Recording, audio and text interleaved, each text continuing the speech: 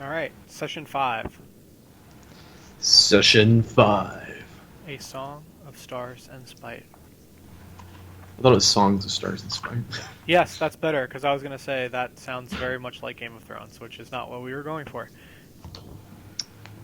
mm, yeah, it's titled Songs of Stars and Spite. No Yeah, worries. good call. I should open my notebook. Take notes. So, last time on Songs of Stars and Spite, you snuck into the ancient elven city of Merith, where the Dark Elves were training their military, and you, against all odds, stole Serides wyvern, I did.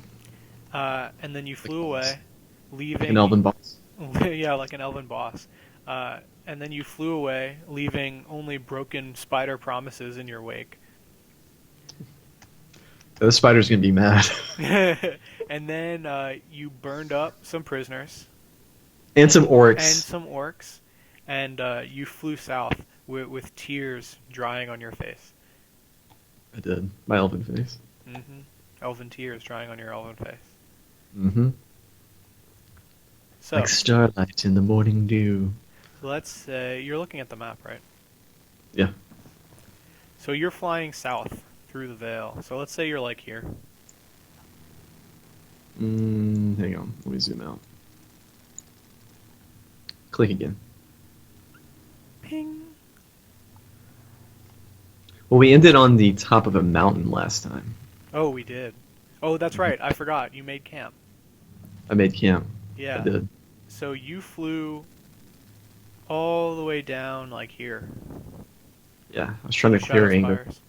Yeah, and I think we mentioned last time that Endelwith invaded your dreams, and she told you where the dig site was, which we said was like here.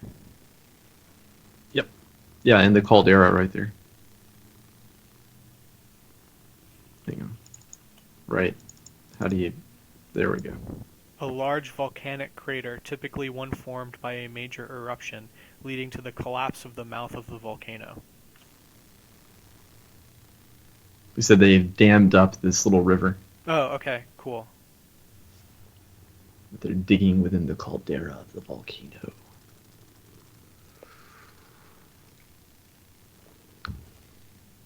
Okay, so we begin our session um, flying over the Pale Steppe. Let's talk about your beliefs. Yeah. I believe things like I see now the shape of my lady's fears. The inner Wathi have begun to bore into the earth towards the firmament. I must make my way to the bottom of this hole and determine the depth of their progress. My dwarven companions will be in mortal danger as we crawl downward into the bore. I must ensure that they return to the surface safely and unshackled, if I have any hope of convincing the dwarves to call forth the host for my cause. Serides' invasion of my dream is a disturbing and worrisome turn of events. Many elves sing as council caller, but I feel violated by her abuse of this privilege. I must guard against being tempted to use the song for my own selfish. Oh no, that's the wrong one. I changed it. Oh, did you? I was gonna Yeah, say that's that was the it's first. ironic how you feel so invaded after you did the same thing to Yardir. That was for good. Oh, okay. She said she was trying to help you. Uh, hmm, there we go.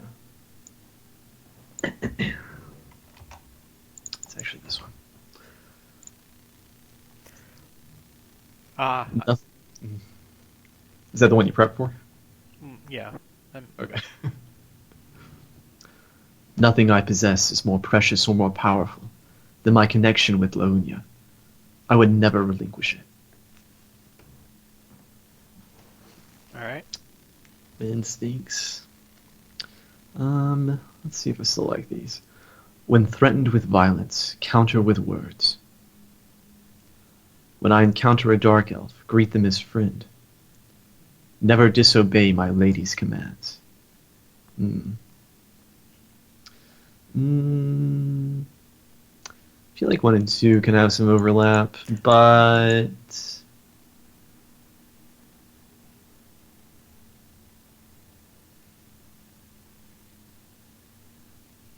I like 2, if only because that one's likely going to change. yeah, Ow. I'm just a naive 472-year-old. Mm-hmm. Age of innocence shall soon pass. Like that Enya song. Exactly. Exactly. Mm-hmm. That should be the intro music for our videos. For session 6, that's what we'll do. Uh, um. Hmm. What are you thinking about, instincts? Yeah. How about always trust the dwarves to make the best decisions for themselves?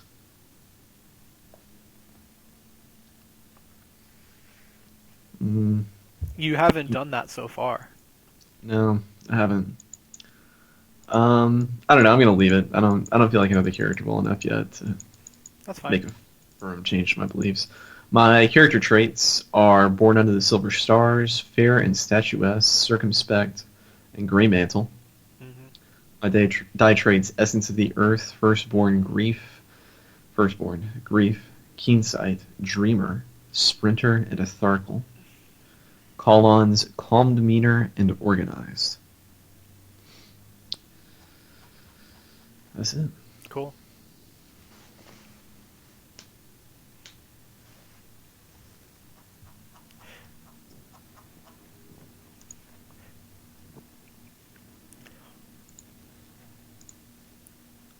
All right, so I say we start with you, Finny, and Ander atop the wyvern, and you are here, circling high above the boar.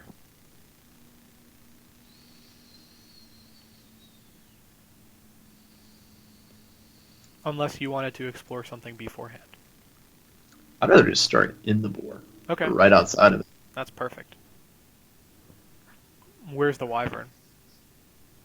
Um, I don't know. It's like I don't know how much. Well, Well, if let's I can talk have, about the size of the boar. I was thinking that it's like a strip mine, you know? Like it's big enough that you could fly the wyvern down into it if you wanted to. yeah. I mean, I imagine the scale of this is just enormous. Hmm.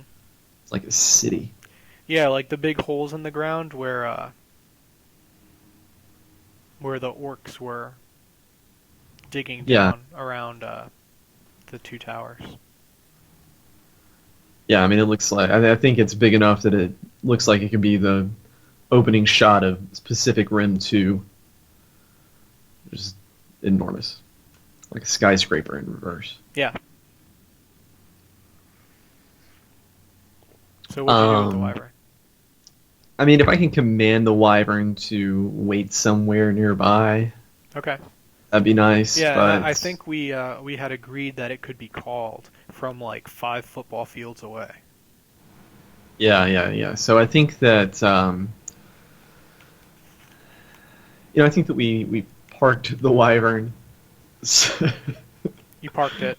I parked Valet. it, pulled the parking brake, turned the Valet. lights off. Oh, valet wyverning. Somewhere in the hills, like the slope of the mountain Okay. that we carefully climbed down under the cover of darkness, and made our way towards the edge of the boar. Okay. So let's see. I think like all around the bore site, like in 360 degrees, is like a camp, just totally chaotic, like as if like you would imagine a camp where a like an army on the move would set up for, a day or two to rest up the troops. It's like that, except enormous and with like no order to it. Yeah, exactly. So there's like you don't see many dark elves at all. In fact, mostly you see orcs, like running around. There's orcs, scorching meat over a fire and gambling and fighting and whoring, and it's just generally grim and disgusting. Yeah, lots of casual slavery. hmm Lots of whip cracking and blood and festering wounds. Yeah. Um, You hear the clang of hammers on anvils. yeah, that's what I was gonna say. I think that even in the night, this place glows with the fires of forges. hmm Yeah, the forging of digging implements. Just a constant stream. You ever seen like documentaries about how they built the pyramids? Mm-mm. No. I mean, I imagine like two intertwined spiraling ramps going down into the bore in Yeah, opposite directions, one for coming up and one for going down, and it's just a constant stream of movement on both. yeah. So they've got those staircases going down around the perimeter of the bore, and as well there's platforms that have been constructed at different depths that there are pulleys going up and down for them to bring the larger digging devices as large as siege engines. And so they bring slaves down that way too on carts. They don't even bring them down freely. And so, are you making your way down? Um,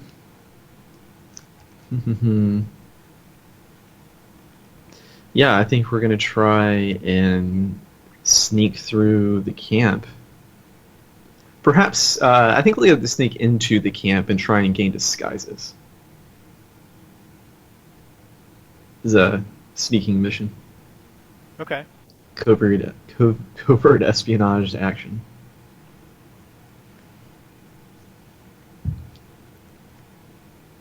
I mean, I'm happy to say yes to that. The camp is chaotic enough that with a cloak and if you walk like a hunched and broken creature, you'll blend right in with the orcs and the other miserable men around you. I'm much more concerned about disguising the dwarves. I think that I can just rub some soot on my face and act like I'm a dark elf. Oh, that's true. Okay. So,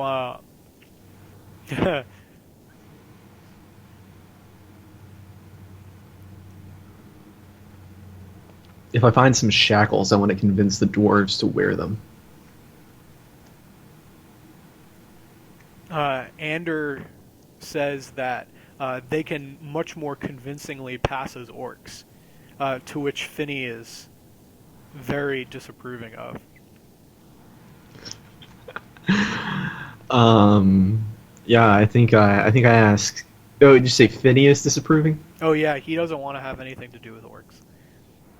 Do you think it's? I feel like it's the case that it's more. It would be more easy, or be they'd be more easily passed off as dwarven slaves.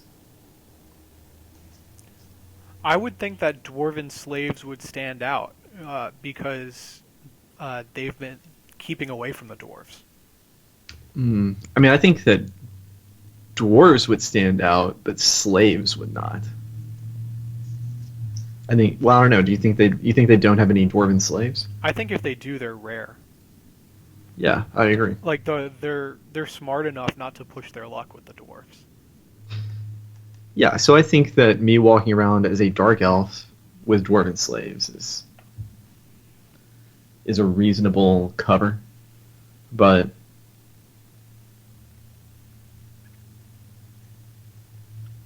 I mean, I guess my concern is I don't see how to how to make a dwarf look like an orc.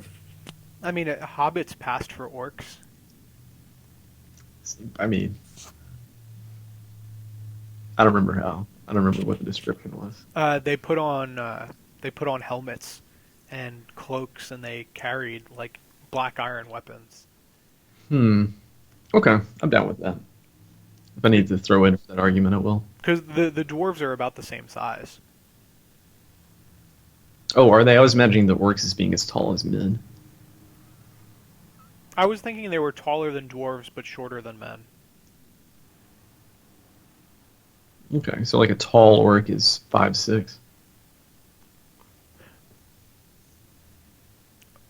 I think the rank and file orc would be like like between 5 and 5'8" maybe, and then the dark elves who've given into hatred and become like the orc commanders, the war chiefs. I think Hmm. they're probably your height, Okay. or maybe a little shorter. Okay. So dwarves are taller than 5 feet. Oh, are they? I mean, that's what you said. They were about the same height as an orc. Yeah, a short orc. Okay, I'm down with that. So I think it would be likely be trivial for you to grab a couple of armor scraps and some tattered cloaks to disguise yourselves. Yeah, I think that's what we do then. So then, making your way through the camp toward the boar, um, you pass fights, both recreational and otherwise. You pass smiths and uh, mess tents with, bloody meat hanging on hooks to cure. Um, the occasional dark elf rides by, but it looks like the orcs more or less have the run of this place. Yeah.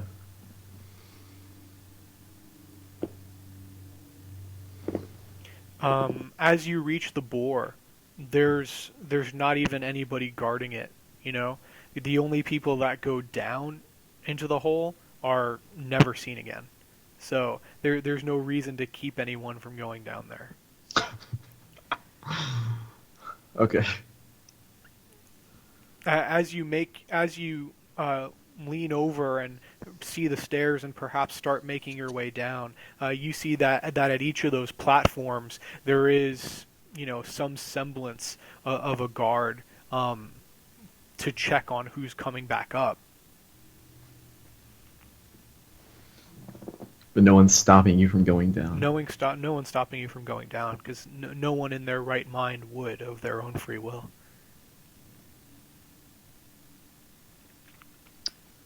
That's why I'm the PC.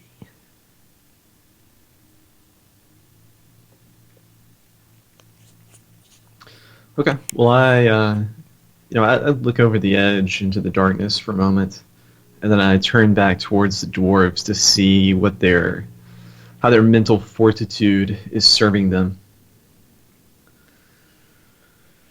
They look like they're keeping it together. Finney, ever the soldier, is maintaining his composure, but you can tell he's nervous being in the belly of the beast. Ander, usually nervous in situations like this, is surprisingly calm. Um, the reason he came along was to broaden his knowledge of the beginnings of the dwarves, and peering down into this dig site, knowing that what you told him is that they're trying to reach the stars beneath the firmament. He feels close to getting the answers he desires. So he's determined. So I realized I've been using that word incorrectly this whole time. What? The firmament is the stars. Oh. Yes, my bad.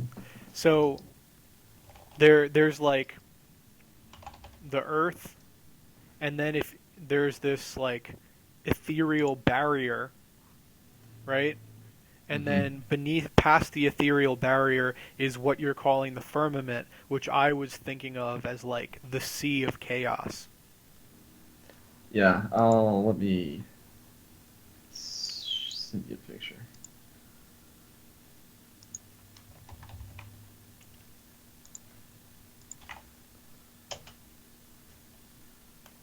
It's like Babylonian style. There's the earthly realm, the solid firmament, the heavenly ocean, and then the heaven. I gotcha. Okay. But it's So, upside, right. Okay. wraps around like Pac-Man. Hmm. Um, so I turn to the God, every time I turn to the dwarves, and I look at them both very stoically. Now, with with compassion, and I say to them, "You do not have to follow. I do not know that I will ever come out of this hole, and I cannot guarantee that you shall either. No one will call you a coward if you turn back."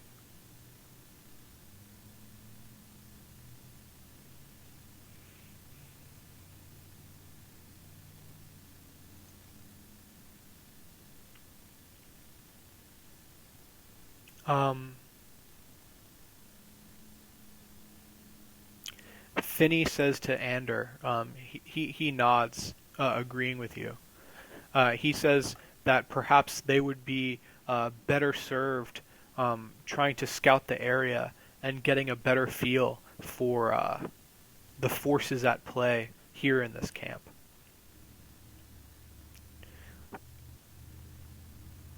Ander wants to go with you.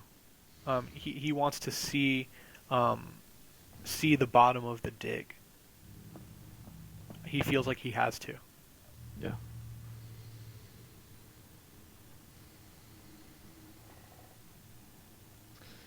Um, well, I want them to make their own decisions. I don't want to influence them. I just, yeah, in fact, I want to make sure that I'm not influencing them in this.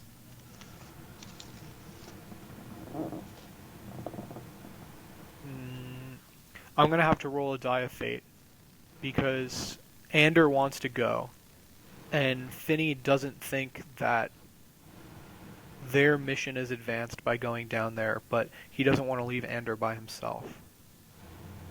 So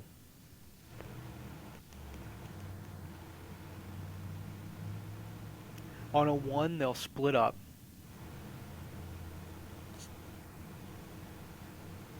1 and 2, they'll split up. Well, let's say bottom half they split up, and oh no, here 1 they'll split up. 2, 3, 4. Um,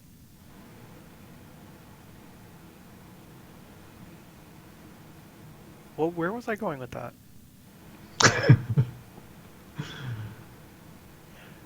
6, they both stay. Well, let's say 1 and 2. 1 they split up. 2, 3. Finney convinces Ander to go with him. 4, 5. Ander convinces 4, 5, 6. They both go. Okay. Okay. So Ander can't be swayed. So Finney, as much as he doesn't want to go down there, he feels obligated to protect his shield brother. Sure. So they're going. I nod grimly as they inform me of their decision, as they stand resolute, and we begin to descend. You make your way down to the first platform. Uh, there are two orcs, the only two that are armed. They're playing dice and punching each other when luck does not favor them. They don't notice you as you walk past onto the platform. There's a lift, perhaps 10 yards across, that is taking on loads of slaves and taskmasters. So you can continue down the steps, but the faster way down is to ride the lift.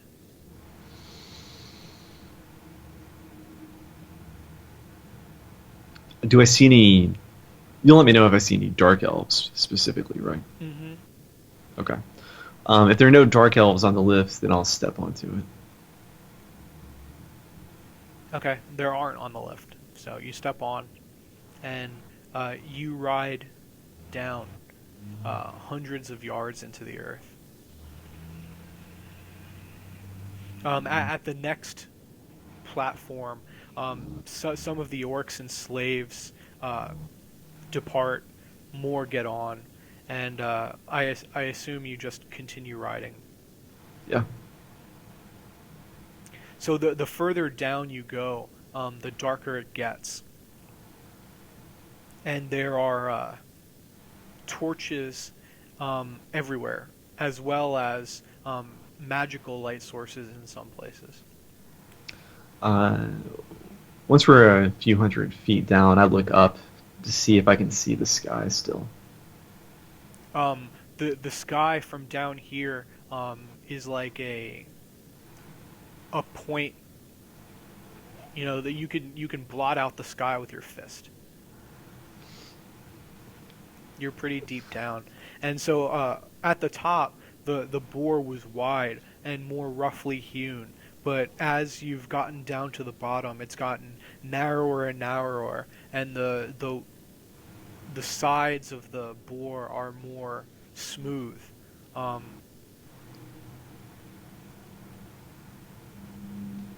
So are there like tunnels leading off the main shaft?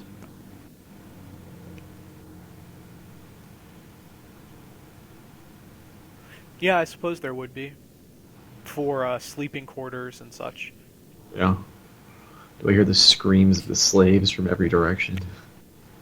Yeah, pretty much. No matter where you look, you see dead eyes staring back.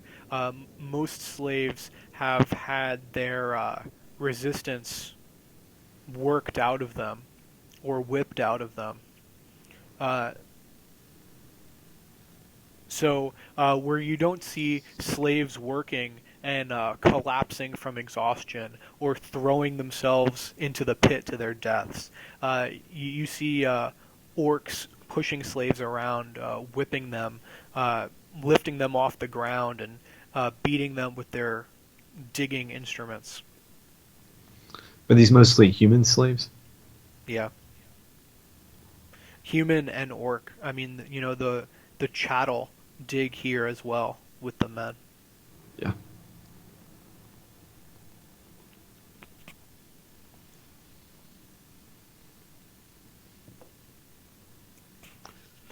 We'll ride down as far as it'll go. Okay. Um, so let's say you make it you make it as far down as the lift goes, and from here you must walk on foot. You can see the dig site beneath you. The bore itself is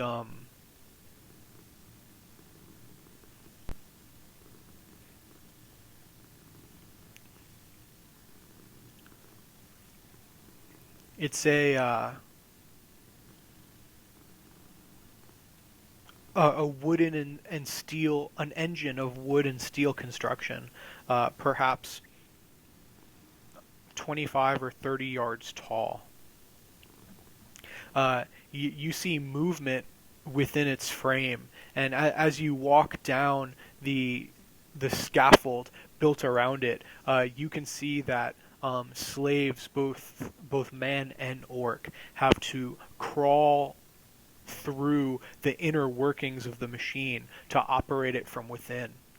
Um, they they die from the heat and given off by the machine, as well as getting crushed by its massive pistons. And when one dies, another is forced to crawl in to take its place to keep the machine moving downwards. But the smoke is pretty intense as well. Yeah, it smells like burning flesh.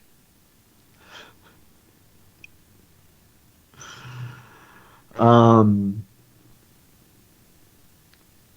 so I assume that there are smaller tunnels dug under the tip of the bore, like the point where the bore is going down. Yeah, around the bore, they have slaves digging to weaken the earth so that the bore can more easily crush its way through.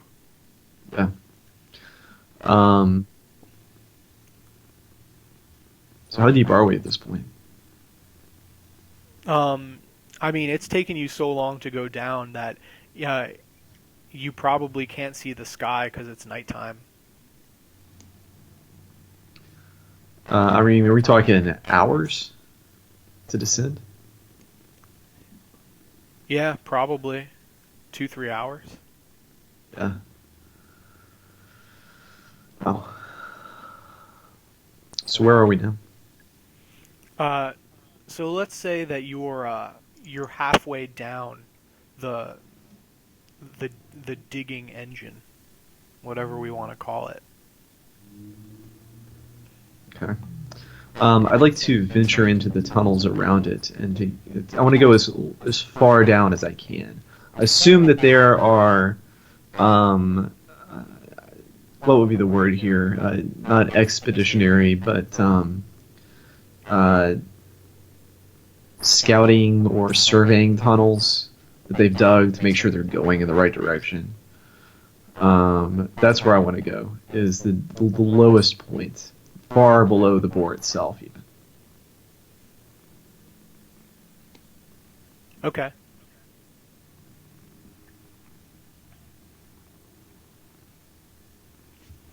So you test a few tunnels, and you find only winding passageways with slaves nearly, laying on top of each other, trying to rest their weary muscles and sleep for mere moments before they're woken by the cracks of whips. Um, Eventually, you find your way to one of the pilot tunnels, and you follow it around what must be a corkscrew path down um, beneath where the bore is. And uh, just around you, there's slaves digging. And as you reach the lowest point, um, there are three taskmasters here cracking whips and making sure that everyone is working.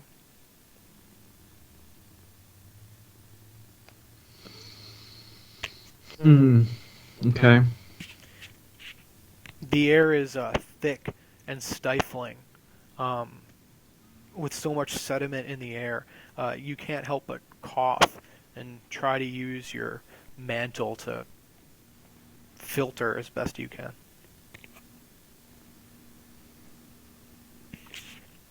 I think I've probably grabbed a torch off the wall at this point, Hmm. holding it before me as I make my way forward into the darkness, stepping over the slaves, uh, glancing back periodically to ensure the dwarves are still behind me.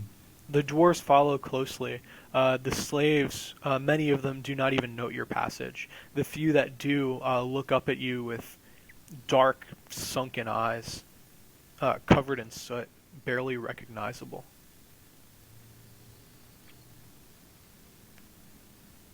Okay. Um, so how much deeper can I go?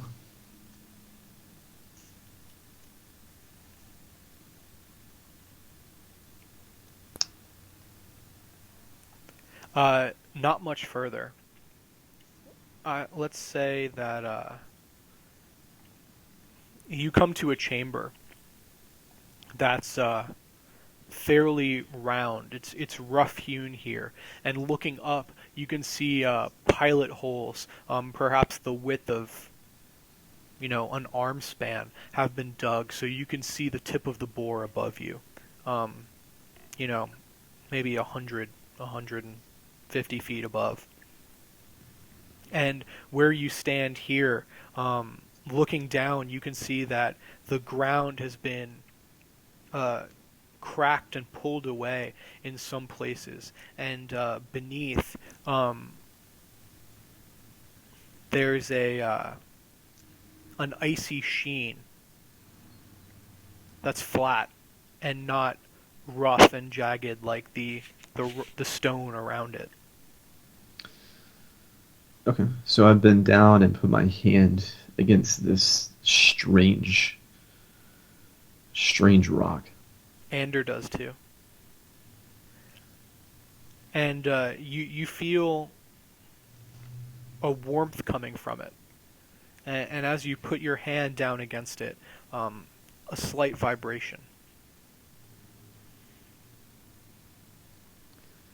Does it feel like rock? Do I feel any indentions or? No, it's completely, the surface is completely flawless. Um, it doesn't feel like stone. In fact, it doesn't feel like like a surface. It's almost as if you're pushing against a barrier. I turn to Ander and I say,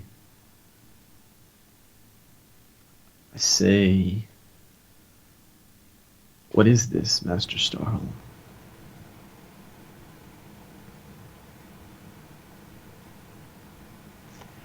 He stares at it, uh, deep in thought.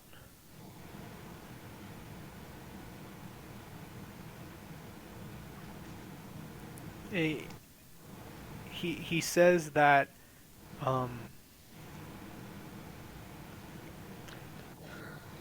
he says that it is a strange feeling, having never been here before, but feeling as though um, this is a sight that he has seen. Hmm. Well,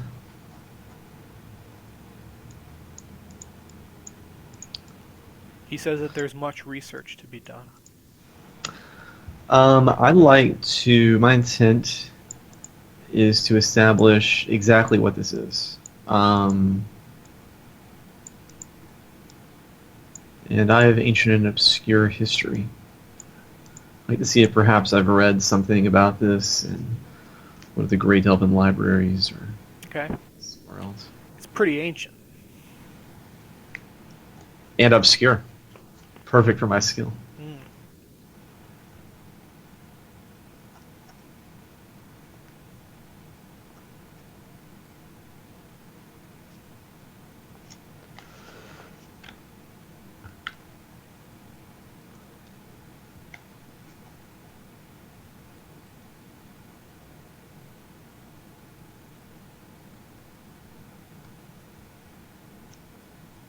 Okay. I'm gonna say Ob 6. Okay.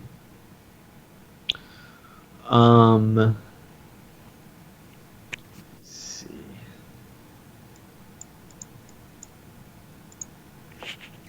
Ander will help.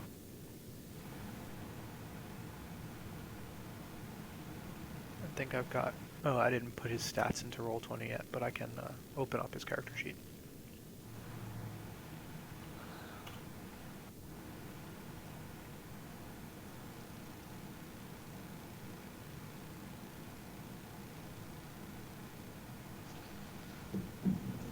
Look at something real quick.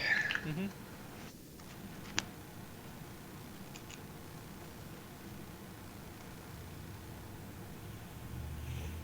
Mm. Um, can I sing the Canticle of Years as a link test, or possibly just use it? Well, I think I'd have to sing it since it's not a skill. The Canticle of Years is a long and winding song that tells the story of time itself. Where do you start when you sing Canticle of Years? I assume at the beginning, so I don't think I'll have to sing long to get to this part. Okay.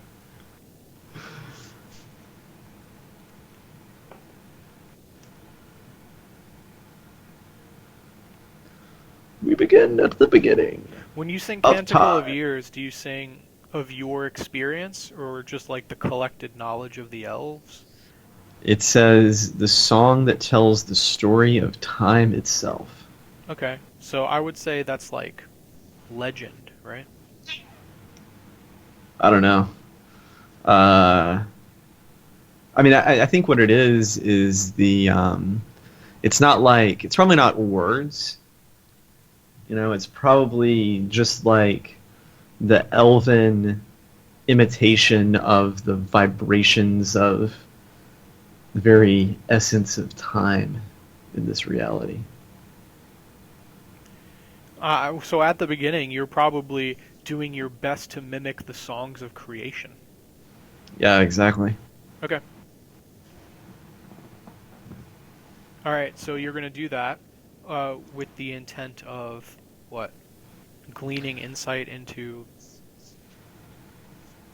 Yeah, I want to see if the sounds I make as I sing the Canticle of Years Uh-huh. resonate with the rock below us Okay. And then that will be linked into what? into Ancient ancient and and obscure obscure history. histories. Okay. All right.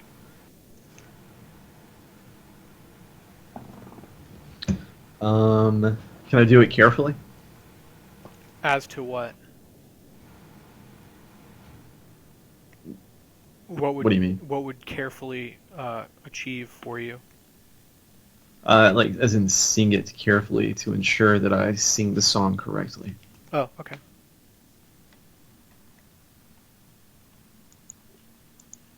Excellent. What's my obstacle? To sing a song you already know. What? Let me look in the elf chapter. I'm sure that it says what the obstacle should be. Oh, you know what it does? It says 4. I'm done. There you go.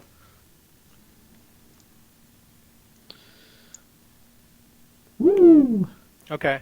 When I asked what you meant by carefully, I was wondering if you were going to do it quietly so as not to cause wonderment to everyone around you. No, no. Okay. So the dwarves again are affected, but they're used to it by now, having been around you, or as used to the beauty of perfection as you can get. So Ander, stands and cries. Finney falls to his knees in awe. The slaves around you slowly turn, and many drop their tools and implements. Um, the taskmasters like stand, their mouths agape, staring at you as you sing. And are you still down, touching the floor, or are you standing? I'm touching it. I want to feel the resonance. Okay. So the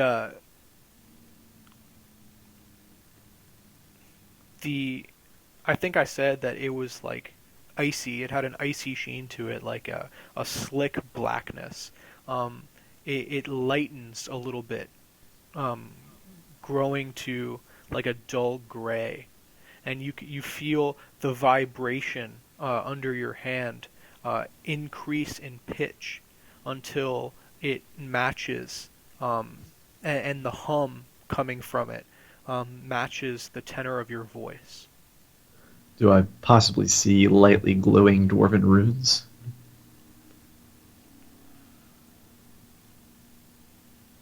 Yeah, why not? Awesome.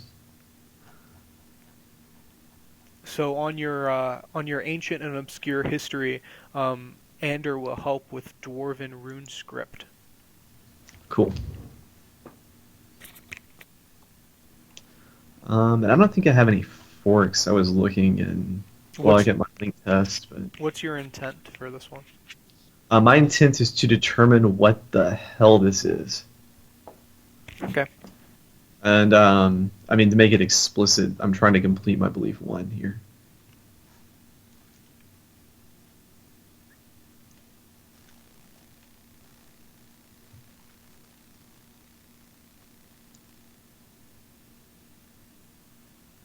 Mm-hmm. Okay. Gonna Sorry, do I this forgot here. when I changed the page on your character sheet. It changes for you too. Yeah, no worries. Uh, can I do this carefully? I do not see why not. Okay, sounds good to me. I will take that added failure. You said op 6, so let's do it. God. Um, you drop. You're already down on one knee, and you and Ander talk to one another excitedly, deciphering the runes and um, venturing guesses at what you think this is and what it might be and how it might be bypassed and what purpose it might serve.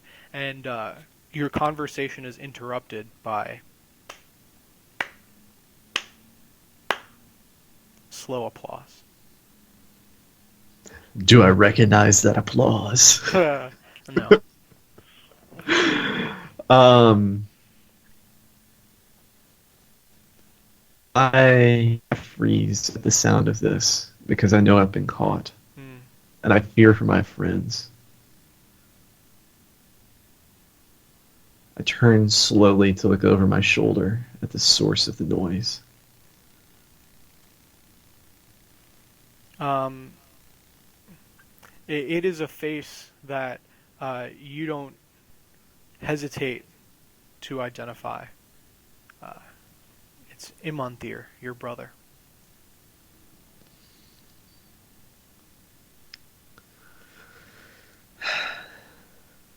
I think I should take a steel test. Hmm.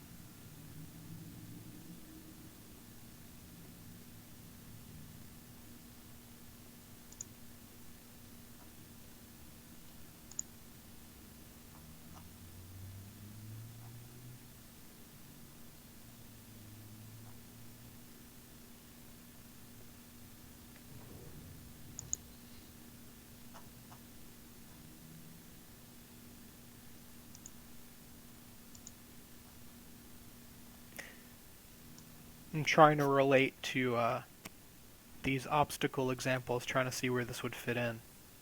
Yeah. How high does the ob need to be for it to matter to you?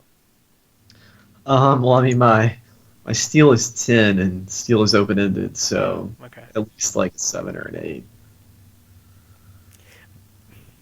Ob 8 is encountering the living dead.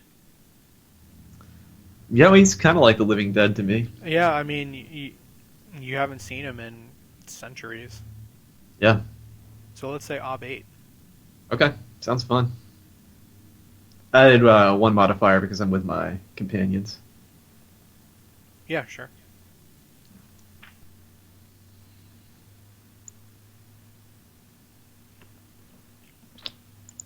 Okay.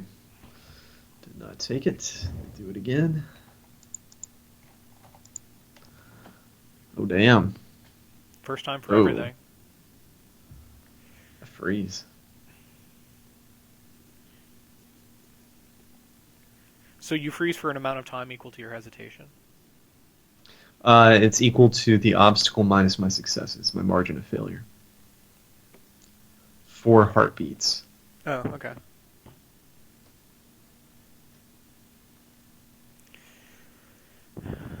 Um, Imanthir, what? Oh, I'm dumb. You always roll steel against hesitation. What do you mean you roll against hesitation? Hesitation is always the obstacle for steel. Oh, really? Yes. So what's your hesitation? 3. Oh, so okay, so then you passed. Yeah. All right. Shows you off on a roll steal. Um,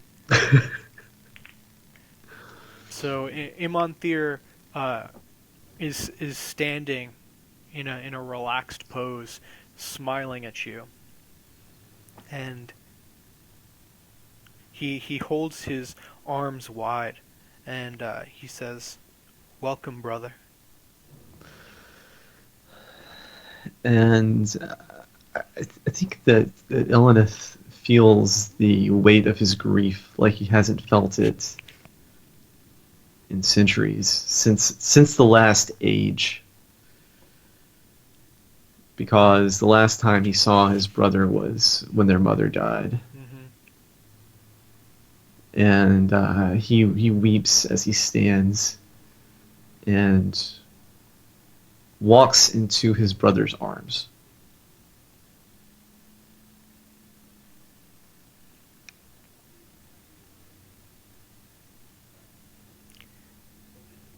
I think that you catch Imanthir off guard. Like he stiffens, like as you embrace him. Uh,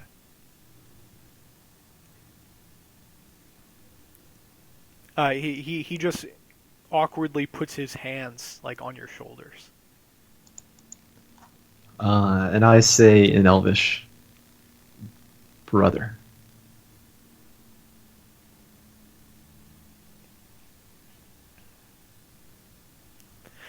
He pushes you back enough so that he can look into your face, and yeah,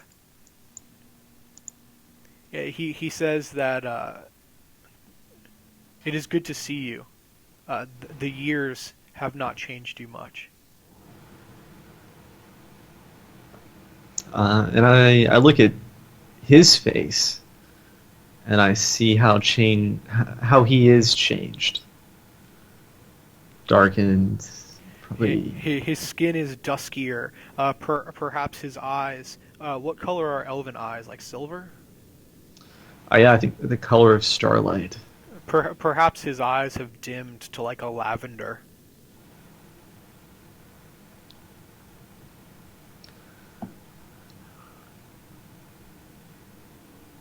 You can see that he wears the same raiment as the other members of the seven that you've seen. Well, you've only seen Aendil so far, but he's dressed in a similar fashion.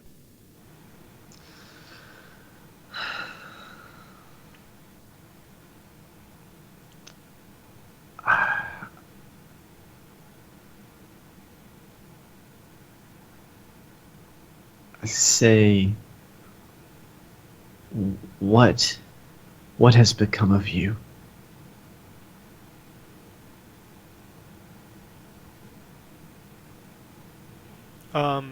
He replies earnestly, his eyes wide.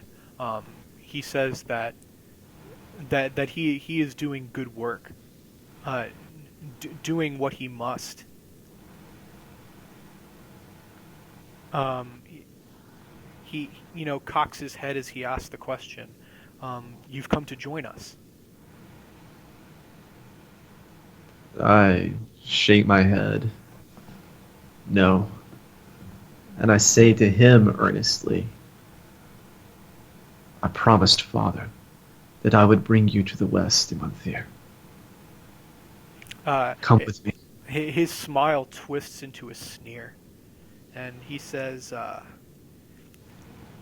"So the years have made you weak."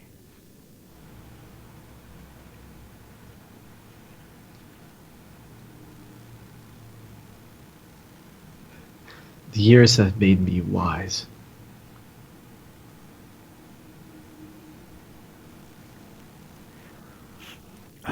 The years have dulled your reason.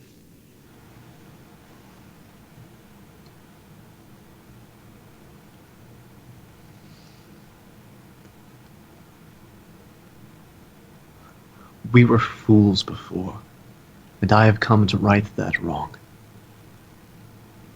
I have come to right many wrongs.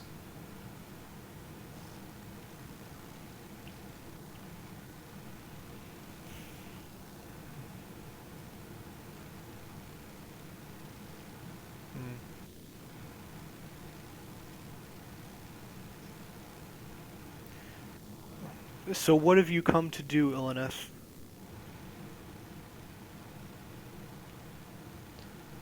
He's frustrated with you.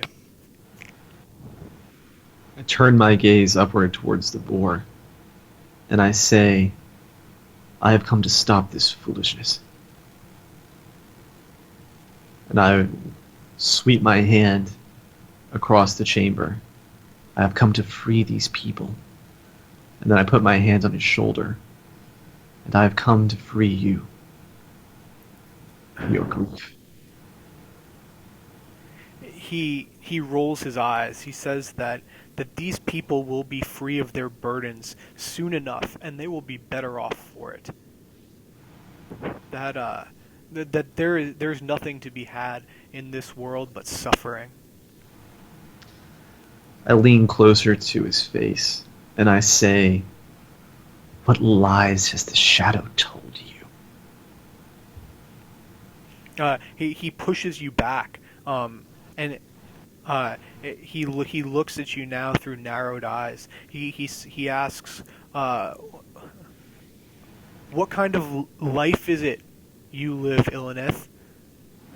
You and our brothers and sisters in the West, wasting away hundreds, thousands of years, drowning in your tears, taking no action."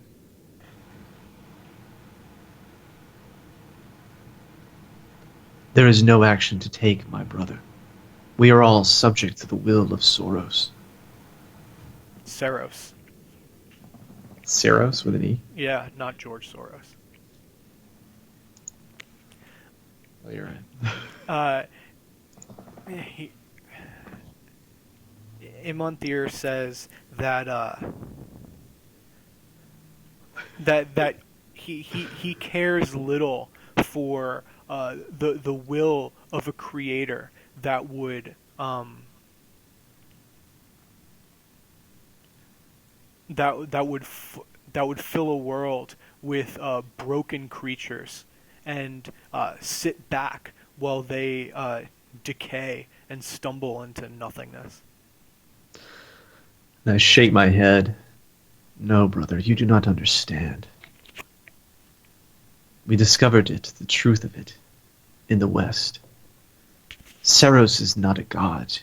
He is everything. You and I, the rock, the dwarves, the stars. We are all pieces of Saros. The world is as it... The way the world is the only way it could ever be. You cannot change it. He shakes his head, speaking over you before you finish, and he says that he says that the world is beautiful, but that beauty does not last. He says, remember, you know, all those years ago when we were children, mother spending all those days tending to her garden. All she cared about was those God's damned flowers. And they died. What was the point? Countless years she wasted. It's not, it doesn't last. The best we can do is to end it all so it means something.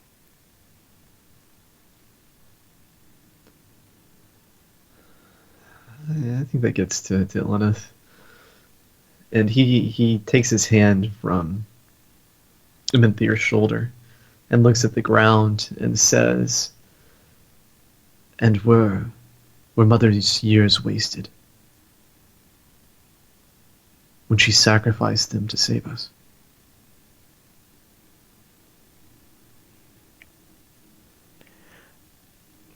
His he doesn't answer your question.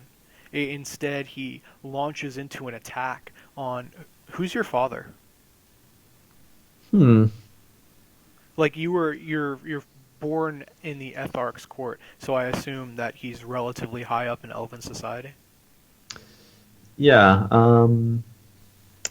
perhaps he was a lore master as well. Okay, so then Imunthir dodges your question and instead answers with an attack on your father and the rest of the Etharch's court, calling them cowards for sending your mother in the first place.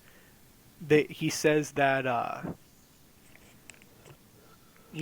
that it's further proof that the elves have been paralyzed by inaction for nearly their entire existence. He said that if they had sent 10 men, they could have brought us home without a scratch. They could have pacified the dwarves so that we could have found the truth down there. But who do they send instead? Mother.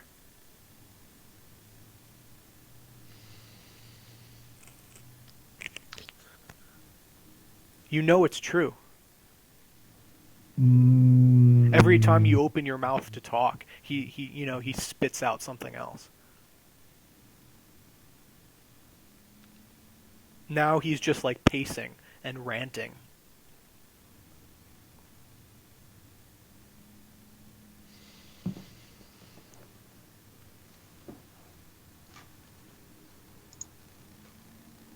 Hang on.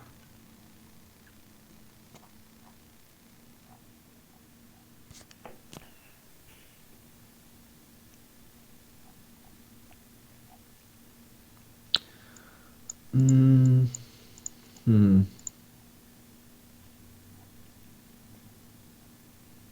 The elves cared so much about preserving the beauty of Esterfell that they left it behind.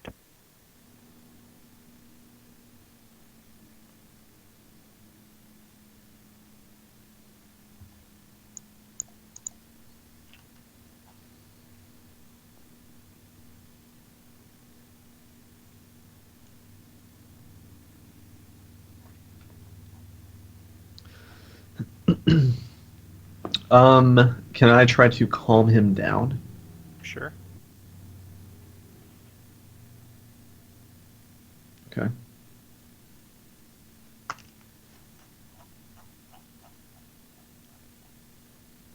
I'd like to sing the Lament of Stars.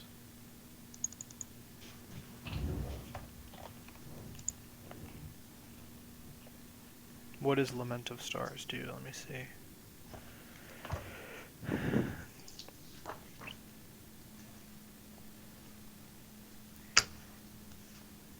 The Lament of Stars eases heart pain and homesickness. It was the first lament learned by the elves as they left their ancestral homeland and crossed the sea to their new home.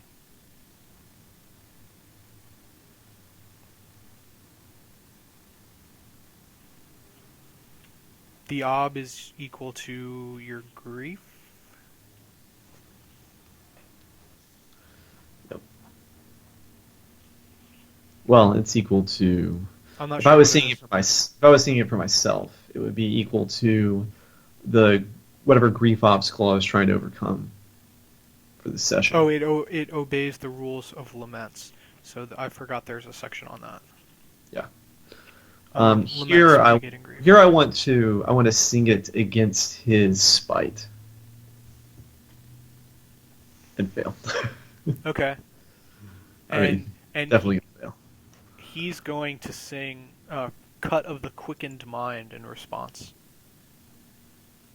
Ah, cool. A song duel. Yeah.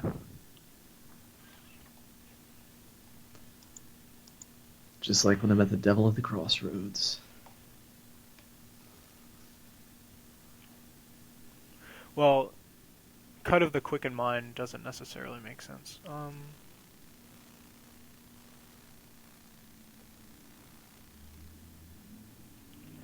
Fugue of Discord, perhaps. Okay, what will happen if I fail?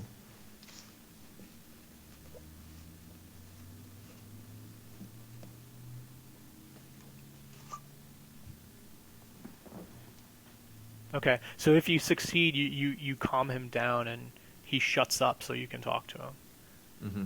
Um,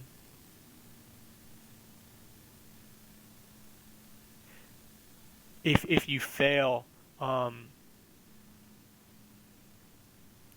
you think it increasingly unlikely that you'll be able to get through to him.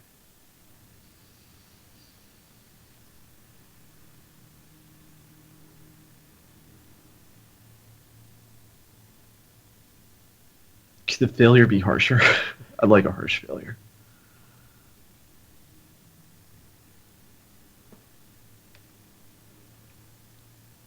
Yeah, perhaps if you fail, his rant continues on to how the dwarves were created a slave race and they'll be slaves again in not too much longer.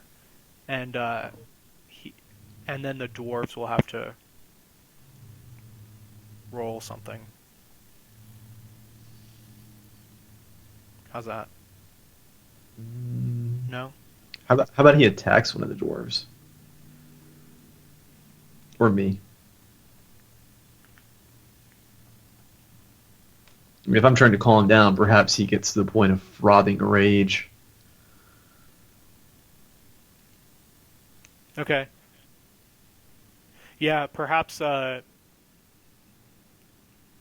his voice grows harsher and harsher, and eventually, in like a blind rage, yeah, he'll draw his sword and just start. He'll go. What's his name? Kylo Ren on like nearby slaves or something. Yeah. Okay. I don't want him to murder people. Don't murder people, bro. So I like the dwarf thing. So let's say that he already said that, Yeah. and so your dwarven companions are seething. At least Finny is. Okay. All right. All right.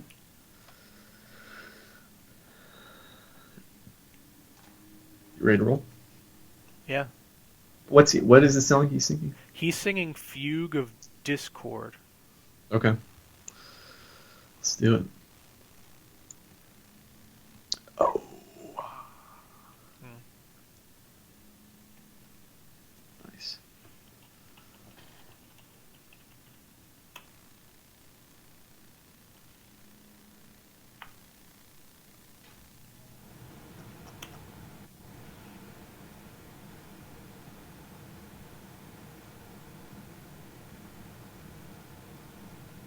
Oh, terrible. Okay. So he stops short. Like he's not even looking at you because he's pacing. And he stops talking, and he slowly turns and regards you quietly.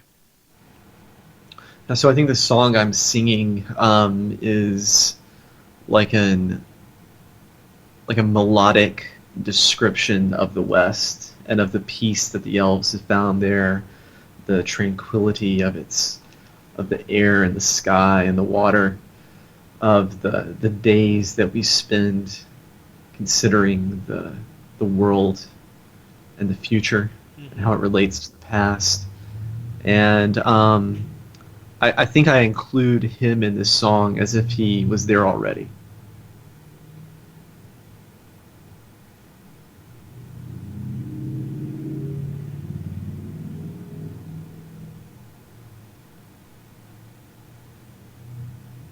And it's a lament. So part of it is I sing about how terrible it felt to leave him behind. Yeah, and I mean he reacts favorably. You see tears streaming down his cheeks as he listens to what things could have been like.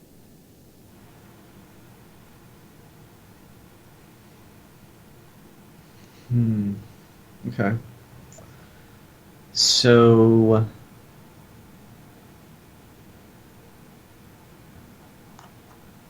all right, I want to persuade him to take us out of the boar. Actually, I want to persuade him to tell me what this is. I wanted to persuade me to tell me where we are and why it matters. Because I did not determine that earlier. Did I? No, you failed. You were interrupted before you could. Yeah. I want him to explain what all of this means because I don't understand. I don't think that Ilinith understands that the firmament is above and below. He just knows that the stars are here somehow. He imagines them as gems in the earth, like a metaphor. Um, I don't imagine that Imonthir understands much more than you do. oh, you don't think he's in on the ultimate machinations? No, I mean he probably has, the same vague ideas of how it works that you have. Um, but I think he's just following orders on the promise that that his pain will be over soon. Could he tell me how much further they have to go? Yeah, probably. I'm assuming. Yeah, I'm assuming that they just have to get through this barrier, Yeah. but they don't know how. Okay. Cool. Then that's what I want to persuade him to tell me is for him to answer this question that I have. How much further? Okay.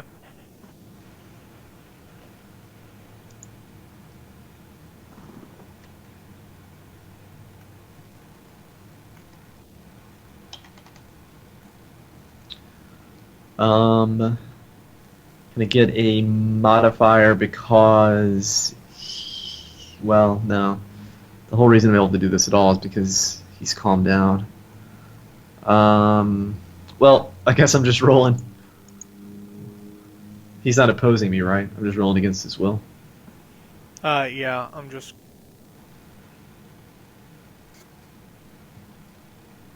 All right, he's got will 4. Oh man, just will 4? Shit, alright. I'm gonna spend an Artha then.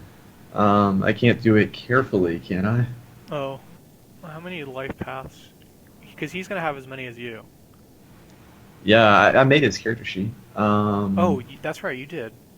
Yeah. I'm sorry, I forgot. Let me open that up real quick. Well, I made the first 4 or 5 life paths of his character sheet. Right. Imonthir, open.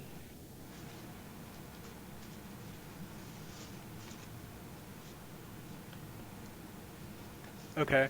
Yeah, I mean his will and perception likely won't go up from. You gave him 5 life paths, so the next two, I don't. I can check. I don't think they give him stats. I gotta look at the dark elf life paths real quick. Sure.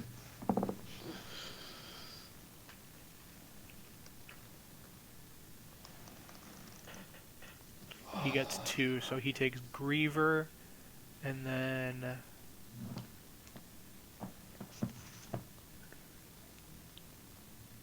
Deceiver probably.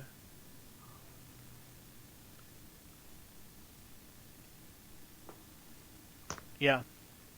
So he gets +1 mental, so he has 6 will. Wonderful. Okay, well, that's okay. Not gonna happen for me. That's alright. Fight for your beliefs. All 6s, I'm feeling it. No 6s, but all successes. Um, he gets worked up again. But he answers your question. Like he starts talking about um, how much pain he's in, and he's got this strong sense of victimhood based on what he perceives are like the poor decisions of Mm-hmm. everyone around him. Of the elves, of uh, your mother probably, of the dwarves, of everybody. Everybody's to blame for the pain he feels, and he's aggrieved.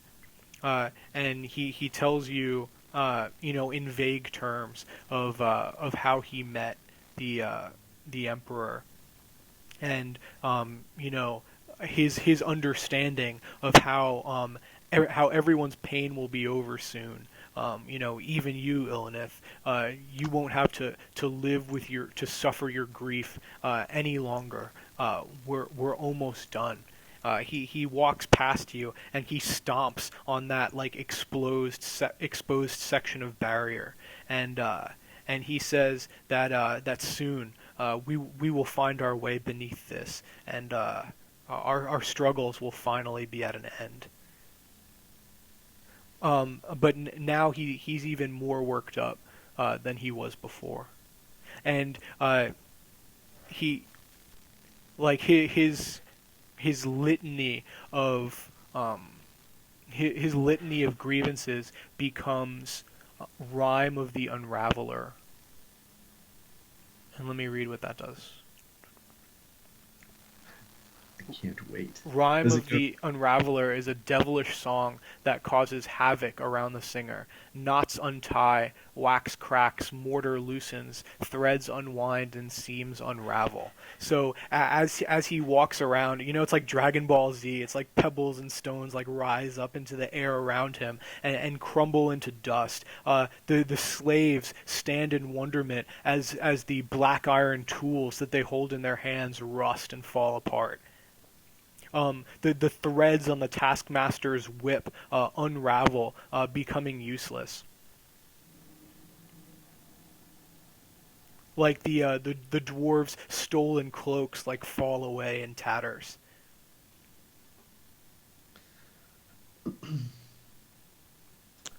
Um.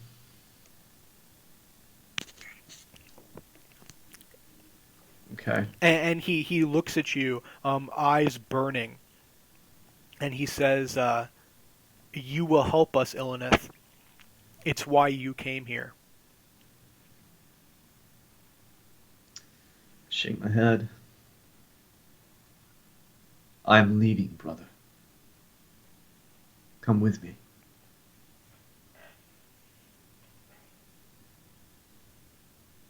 My task in this hell is complete.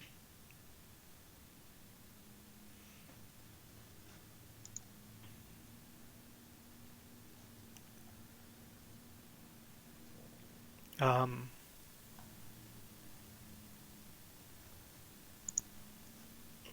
I think he's too far gone to be reasoned with now. He says that he says your service is just beginning.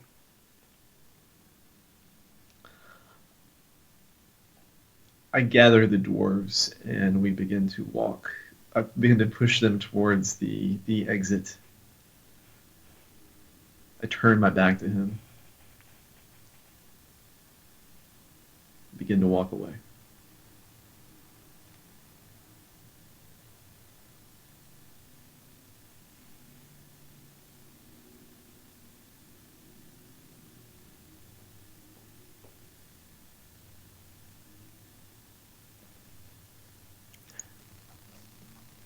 Uh, you make your way, up um,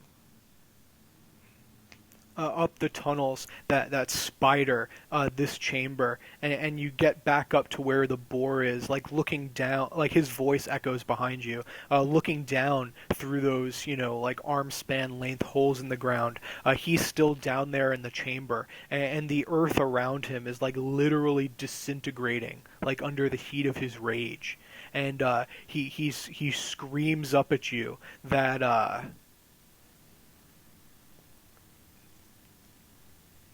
just repeating over and over again that he knows you've come here to help. That just variations on that. He's uh, having a conniption, basically. Yeah. Um.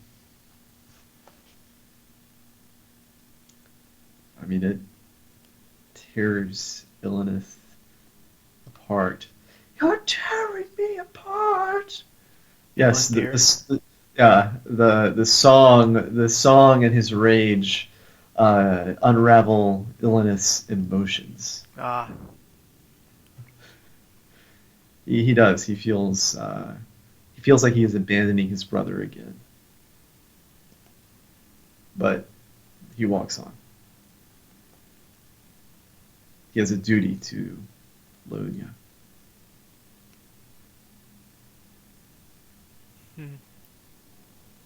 So you continue up, ever upwards, and you hear the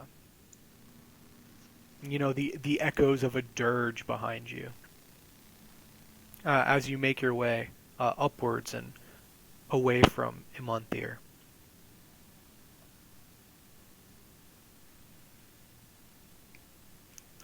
You are you earn strange looks from some of the slaves and slavers as you make your way up out of the dig.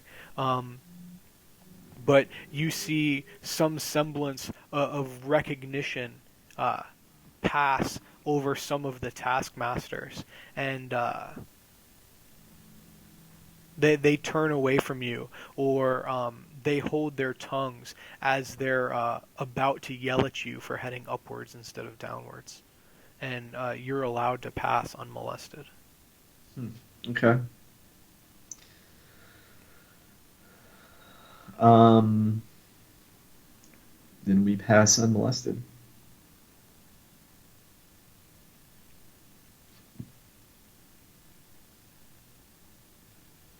You make it up to the top of the uppermost lift, and as you mount the steps, making the home stretch back toward the surface, um, you hear the shout of commands coming from above in Elven.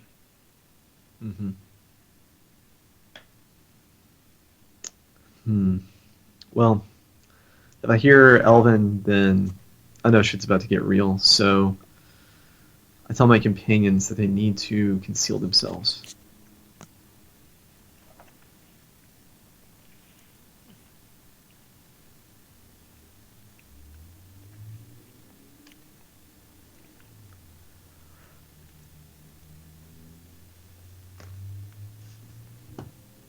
I think it's Finny now who has to be held back by Ander as he talks some sense into the other dwarf.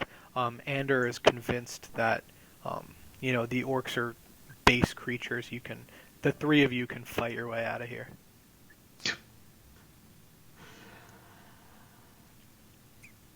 But Ander finds the two of them passable disguises.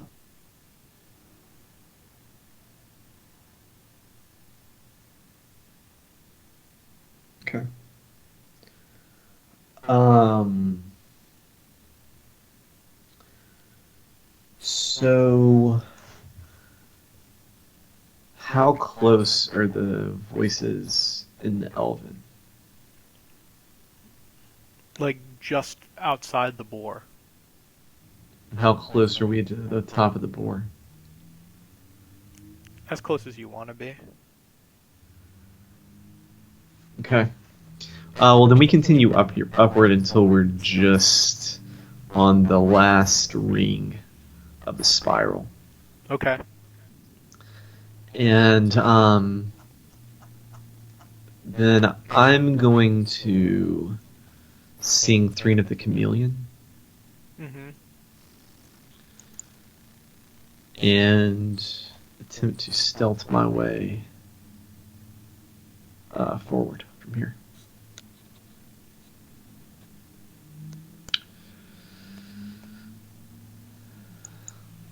Yep.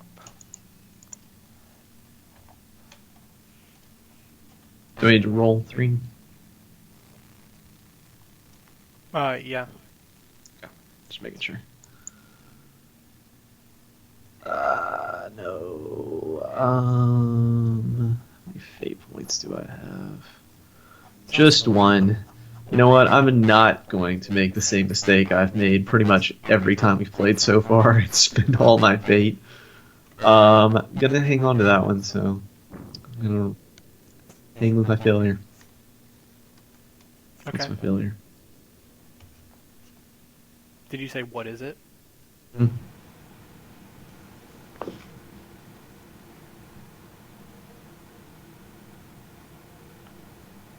I mean,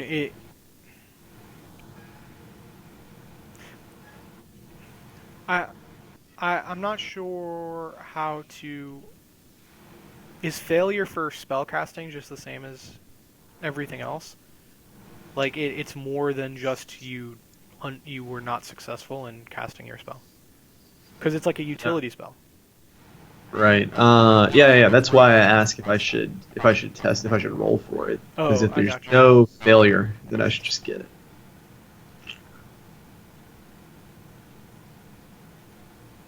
Okay, so I think that the failure is that you're called out by the orcs around you. Okay. Uh, like you're like the beginning of your song would have caused the beginnings of wonderment to those around you, but then perhaps your voice cracked or you were too nervous to finish the verse. But the spell breaks, and as it does, the orc guards on this platform call above, and what do they say?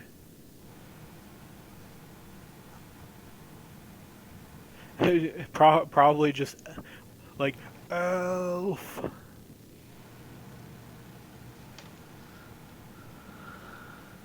Okay. Do the orcs have their own? Do they speak like low? Not low speech. What's the? What am I thinking of? I like They black speak the speech. vile. Yeah, the black speech or the vile language. Yeah, it's vile language. Yeah. Is there a different word for normal elves? Like a special curse? In Orcish? Yeah. Probably. And do they know the dwarves at all? Have they been? Are their disguises holding? Uh, Probably. They were on the lookout for you, and you were the conspicuous one. Okay. Um, I turn to the others and I say, "Run,"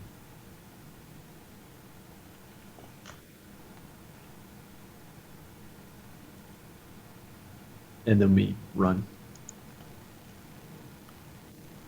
Like Ander opens his mouth to speak, and Finney like pushes him up the stairs. You're running up the stairs, I take it. Yeah. So like, I assume there's stairs at the corners or like sloped Yeah, ramps or like something, and then there's like crisscrossing staircases, like spider webbing up the walls to the surface. yeah, yeah, we just haul ass. So you get to the top of the stairs, and there's like orcs clamoring behind you, trying to push past the other slaves. You know, like they're lesser orcs, and other slaves are pushed from the stairs to tumble. You know, however long it takes to fall to the bottom. And you reach the top of the steps, and you're met with a disturbing sight. More dark elves than you've ever seen in one place.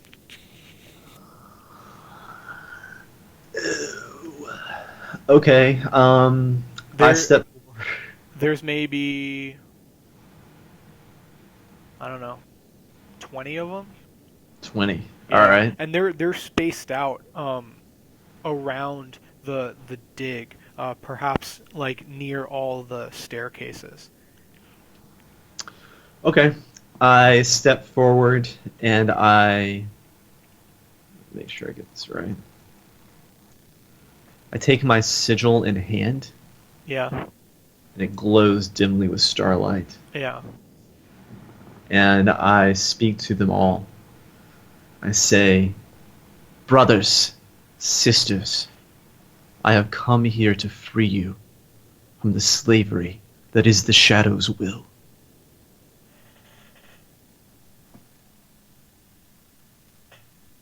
I am Ilinith, and I know you.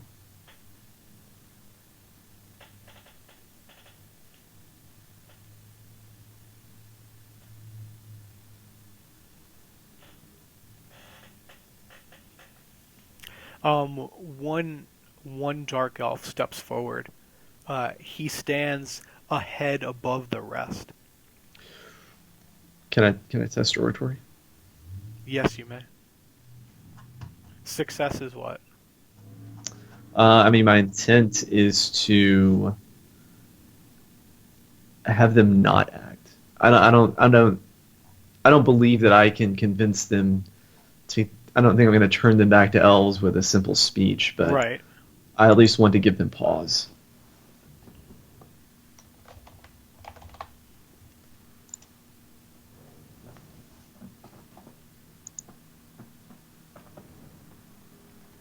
Can I have one for using my sigil? Yeah, I guess. I mean, we've established that it's kind of magical. Hell yeah, it's magical. All right, what's my ob? Should be the average will of the crowd. The average will of the crowd is like 4, Okay. and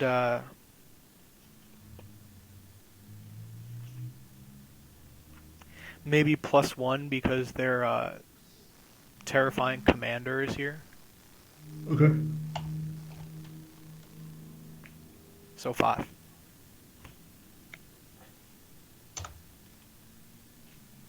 There we go.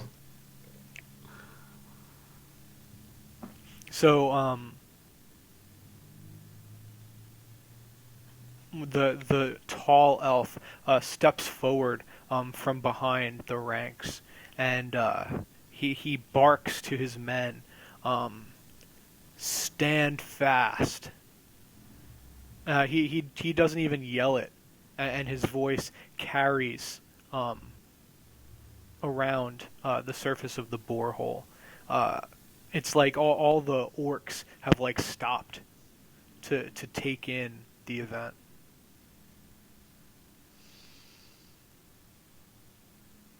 I look at him and I say, You know him, what's his name? Keladir. Keladir.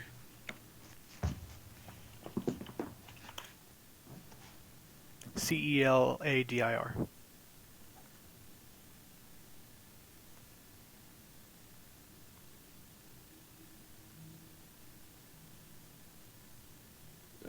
Celadir. Mm-hmm.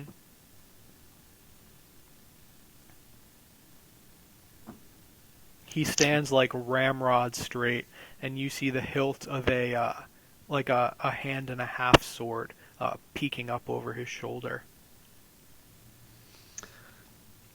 I say, my business is concluded here, Kelador. Make way.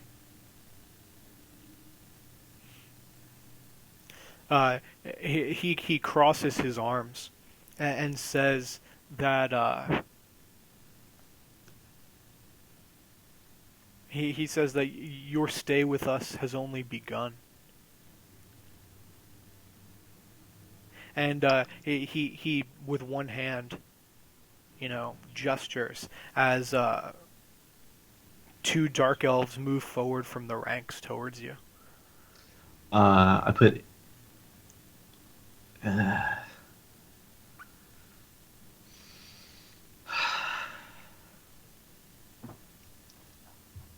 my intent is to kill them both with my bow. If it's still raveled. Okay. Finney is going to run and pull Ander with him. Where? Where? Away from all the elves. Well, if they run, they'll probably just be cut down. I guess they'll wait for now. for chaos to disappear into. Yeah, my intent here is to stop them so that I can have a window with which to call down the wyvern. Okay. Got it. So the two dark elves approach, and they are.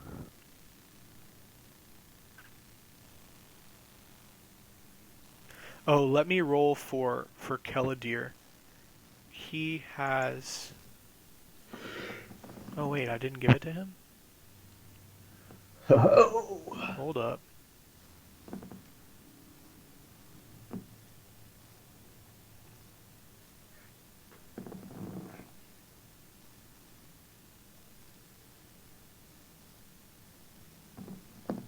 Hmm. Hmm.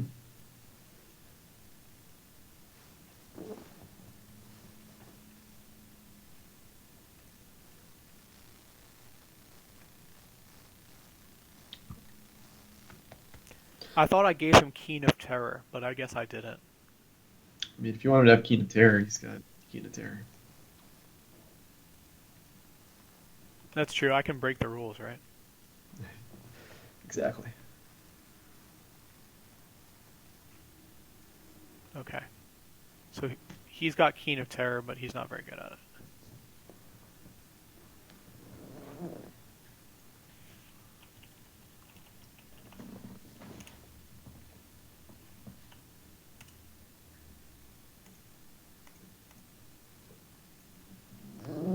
Oh, that's enough. Looks pretty good at it. So as the elves advance, he sings Keen of Terror, a dirge that causes characters without spite or hatred within his presence to test steel. Wunderbar. Stil ist mein Favorite. So I think we all get one modifier for having allies nearby. Mm-hmm. Man. Good job.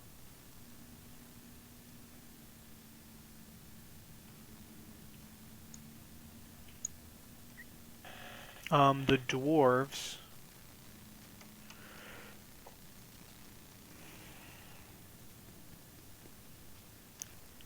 Finny has steel B5, so you can roll that. And Ander has steel B4. What are their hesitations? Oh, that'd be useful, huh? Yep.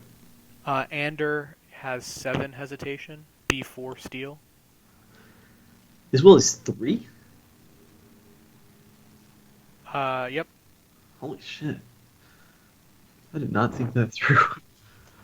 And Finny has B5 steel with 5 hesitation.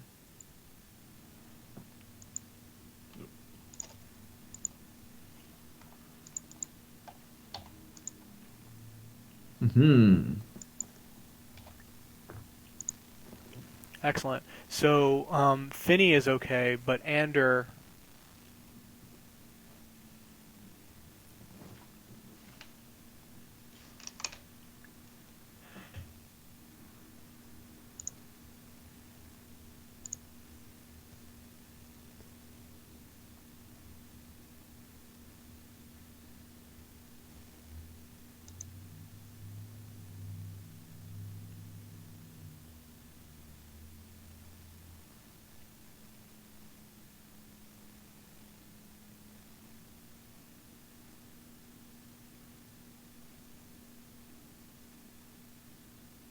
I was looking at the new steel test results for Intense Sorrow that come with the Dark Elves, but I don't think any of them are super appropriate for him. So he just he begs for mercy.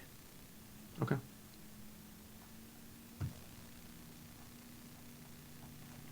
Okay, so you were going to fight the 2 Dark Elves. I was going to try to pincushion them before they could reach me. Okay. Headshots. Headshots for everybody. How are you with your bow? Yeah. Okay.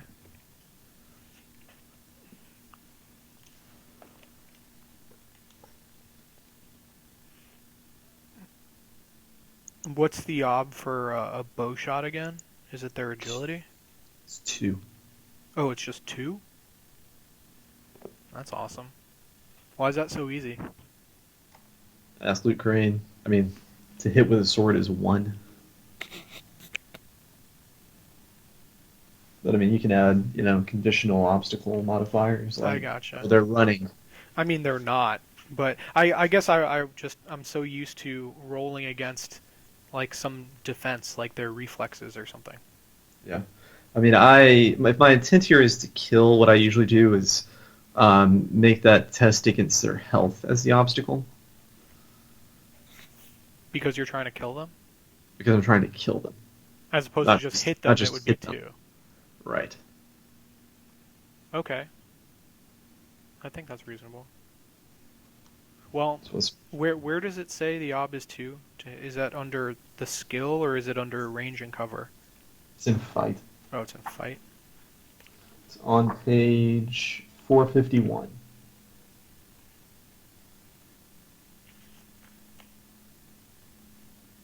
Well, I think it's on 451. Hang on.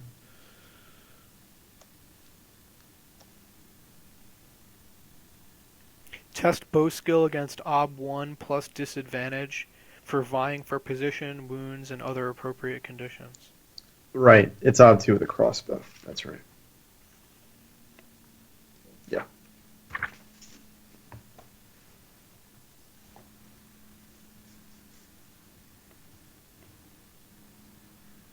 My bad. Sorry. Let's call it snapshot instead. Odd 4. Yeah, because you don't have time to aim. They're like, just walking up to you. Sure. So ob 4 plus 1 for the second target, ob 5. Sounds good to me. Okay. All right, I'm gonna end my bow wise. Um,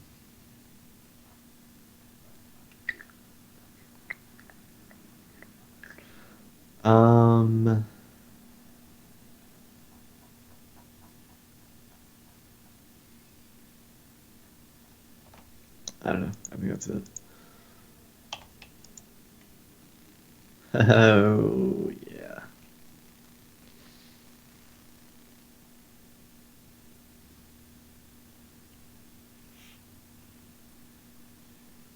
Uh, your first shot finds its home. You take down one of the dark elves, and the other one sprints and grabs you before you can draw your um, knock a second arrow. Um, I cry out for the wyvern.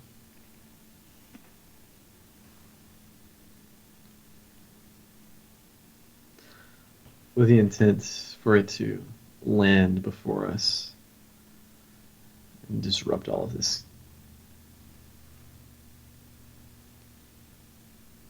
Okay. Um, so it's gonna come. So let's say that success means that it lands right here. With should failure be that it takes longer to get here, or that it lands at an inopportune location? Like maybe it gets distracted by all the orcs and it starts like feasting. Hmm. I think it should be that it lands with such force that I drop my sigil. What, like down the hole? Maybe. Yeah.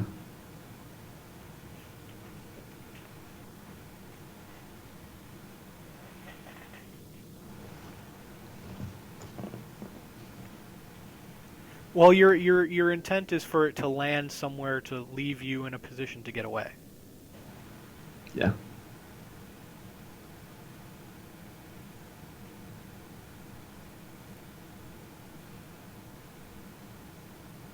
Okay, I got it.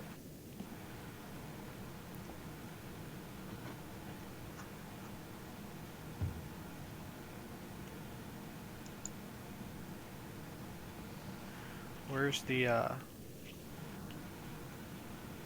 mounted combat.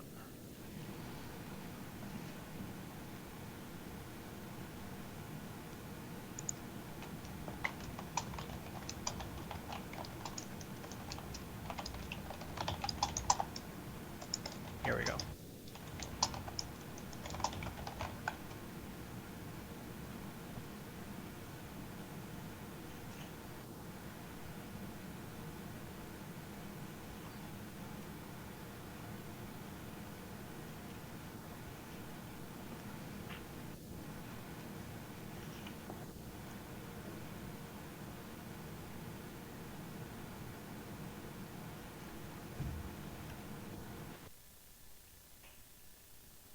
You still there? Yeah. Okay, you froze for a Can you second. see me? Yeah, I can now. I was just looking for. I remember there was an ob for summoning your mount, like over long distances. Oh, cool. I Uh, I can't find it now though. might be thinking of the song, Oh yeah, the Elven song to do that. Song of Steeds or something. Yeah, something like that. And I assume you do not have that. No.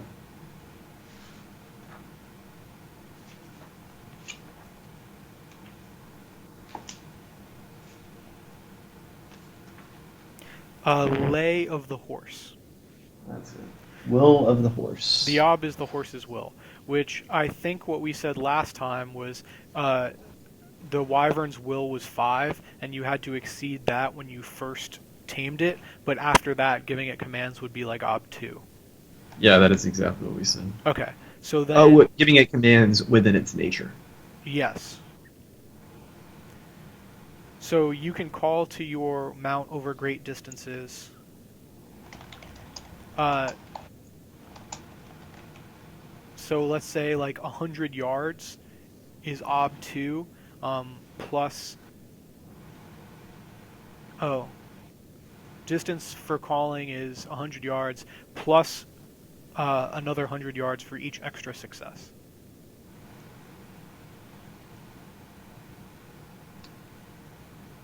Okay. But Um, we're assuming that it's within calling distance because that's where you would have left it. I think that's what we established earlier tonight, right? yeah, I mean, I think it's circling overhead at this point. Okay.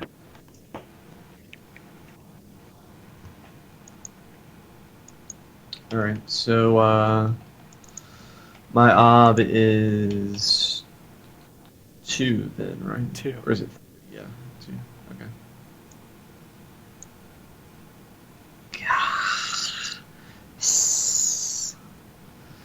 Okay. So the wyvern heeds your call. Um, it drops from the clouds with a screech, and it bellows flames in a great gout across the orc camp, leaving flame and black smoke and screams of pain in its wake. It circles around and it flies down low over your heads, causing the dwarves to drop to the ground, and it knocks you and the dark elf holding you off your feet.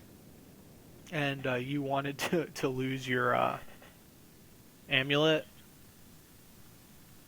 I mean, I think that plays towards my belief 3.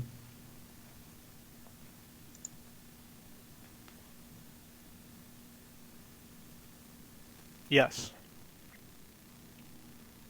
So perhaps you fall to the ground. You weren't holding it. Is it on like a chain around your neck? What is it? Well, I think it's usually not a chain around my neck, but I took it off to get my Right, but speed. then you used a bow, which is two-handed. Yeah, I mean, I think I was just holding it between my fingers. Okay. I don't think I had taken the time to put it back on. So you fall to the ground, and it falls just out of your grasp. And Keladir walks over, and he picks it up, holding it by its chain. Um, he looks up at the wyvern as it rains fire down on the camp, and you don't hear him because your ears are ringing from the wyvern flying past, but he gestures for more soldiers to come over and grab you. What about the dwarves? What are they doing? Uh, you see Finney get up and he's trying to pick up Ander. And he's trying to pull him away to run into the chaos toward where the wyvern landed and is now like tossing around playing with orcs. And you see Ander like look back at you over his shoulder, like yearning. Yearning. Not yearning, but um,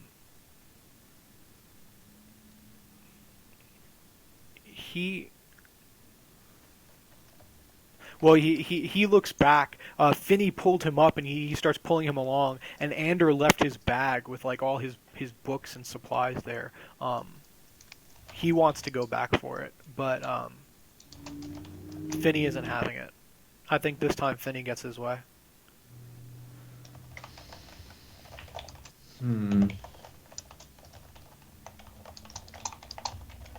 So they're about to make a break for it. You've got enough time to do something before you're overwhelmed by dark elves.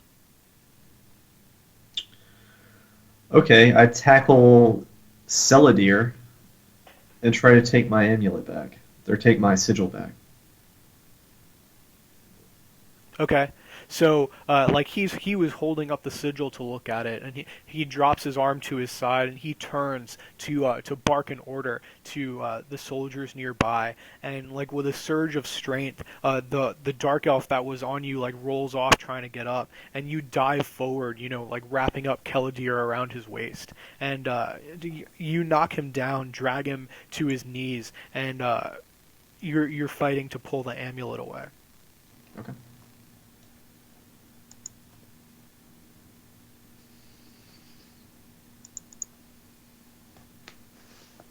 Brawling be brawling, or are you going to give me an maybe power be power? Yeah, I like that. His power is 5. My power is 6. Really? Oh, yeah. That's awesome. Whoa, Jesus Christ. Oh my God. 1, 2, 1, 2, 3.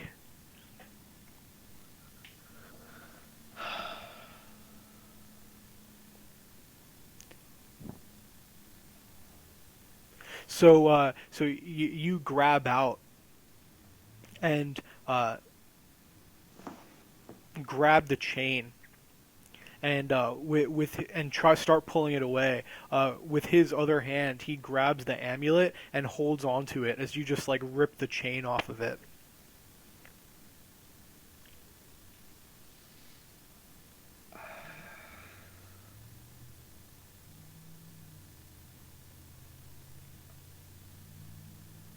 So, mm, I mean, am I surrounded at this point? Yeah, I don't think you're getting away. What about the dwarves? Have they gotten away? Yeah, the dwarves can get lost in the chaos, and they. I wonder if they can ride the wyvern, or if they'll have to make their way on foot. Yeah, I don't know if they can. Um, jeez. Finney would return home a hero if he arrived on a wyvern. They would. He's tempted. He'll try. So they get to the dwarves get to the wyvern. Finney and Ander struggle astride it, which is easy enough because it's distracted, feasting on orcs. Let's see. Uh, Finney does not have wyvern husbandry.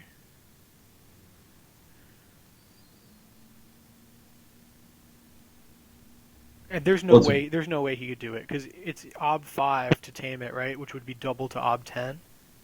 no, it was will versus will last time. That's how we did it. Oh, okay, You rolled Wyvern's will, and I rolled my will as a versus test. perfect. So you roll for Finney. Okay. He's got will b5.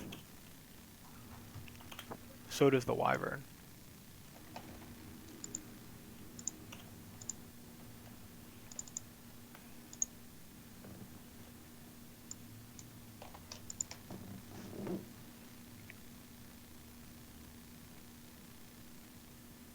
You can use fate for him.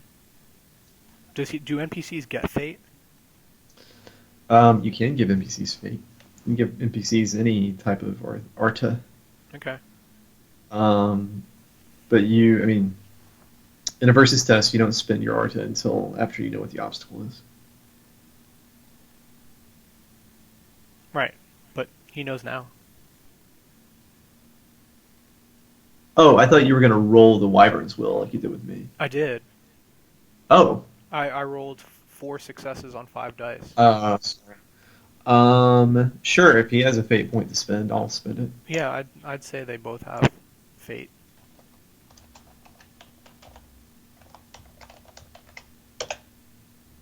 Oof.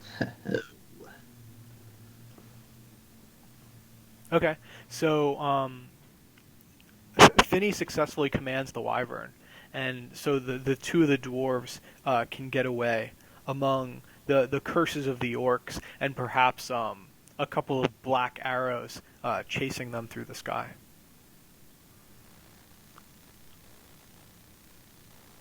So you can look up at them, I'm sure relieved that they're safe for the time being, Yeah. as you're restrained by your darker brethren. You want to take 5 real quick, and then come back and see what happens after. Yeah, sounds good. Okay.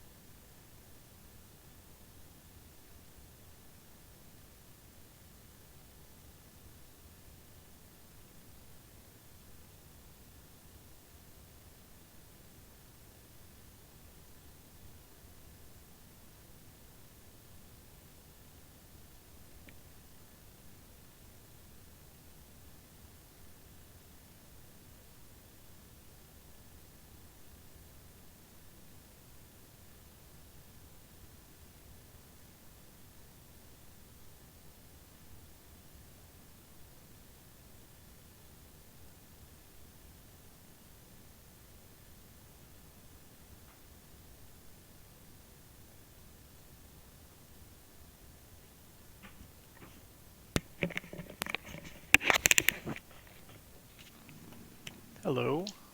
Yo.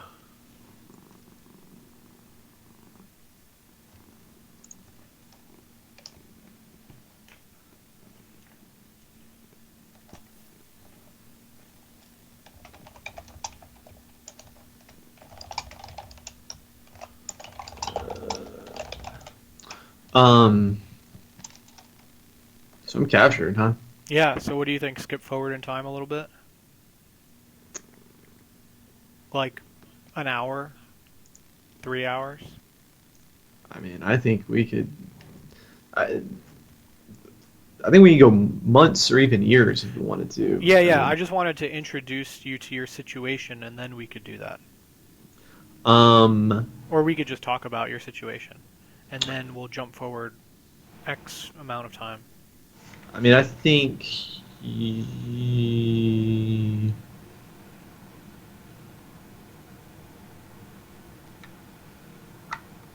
I think it entirely depends on how you plan to challenge Belief 3 here.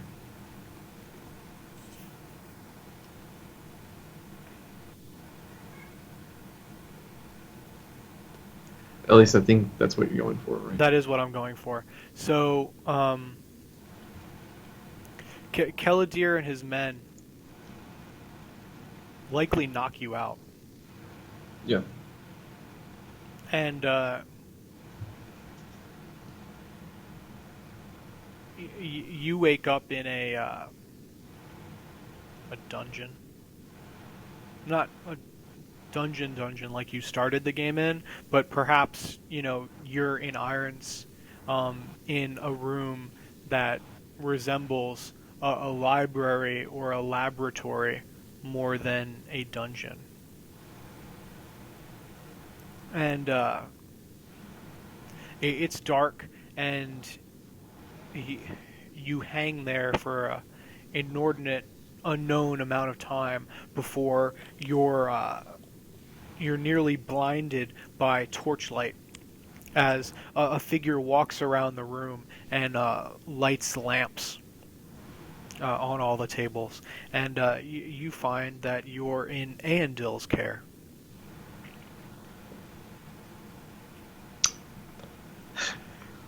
How lovely. Yeah, he's smug about, how nice it is to see you again, and you notice that he's in possession of your amulet or sigil. Sorry. Is he wearing his armor? No, probably not. Okay, fair enough. So anyway, Aendil wants to know about the amulet. So he plans to learn about it and about how you got back here from the west. So he's going to do that through lines of questioning. Hmm. He's going to torture you when you don't answer him. Okay. So his intent specifically is what? His intent is to learn about your connection with Launia. So does he already know I have it, and he just wants the mechanical details? I don't think he knows. I mean, perhaps the Emperor has an inkling that you wouldn't have been that you couldn't have made it back here without the help of a higher power, right? So, So he's I'm a captured spy. yes, He's S torturing me for information. yeah. So he suspects that that you've had aid from a higher power, and he wants to know how.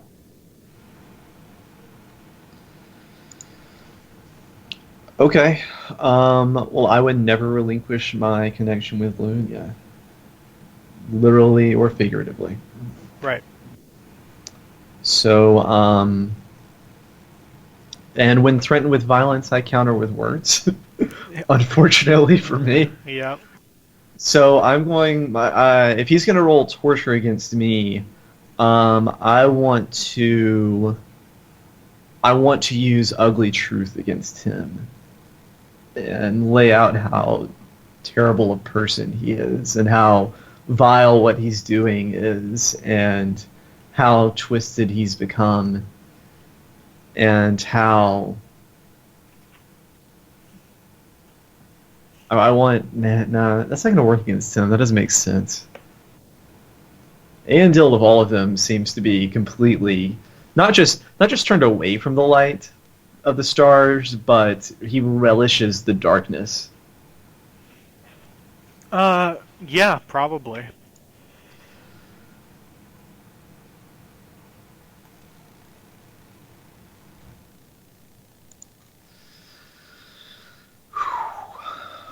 Um.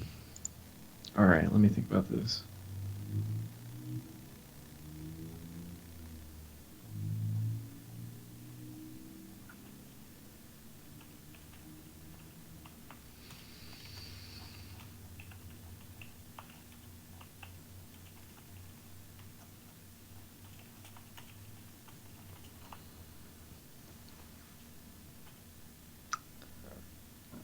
Excuse me.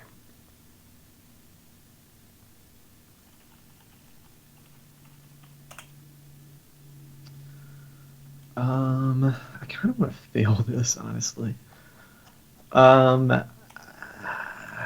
about I?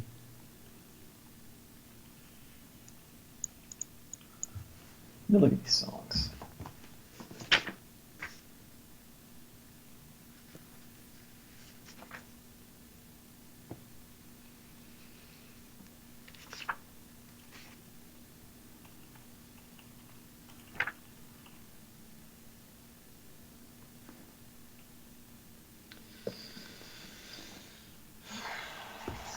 What does the Song of Soothing do?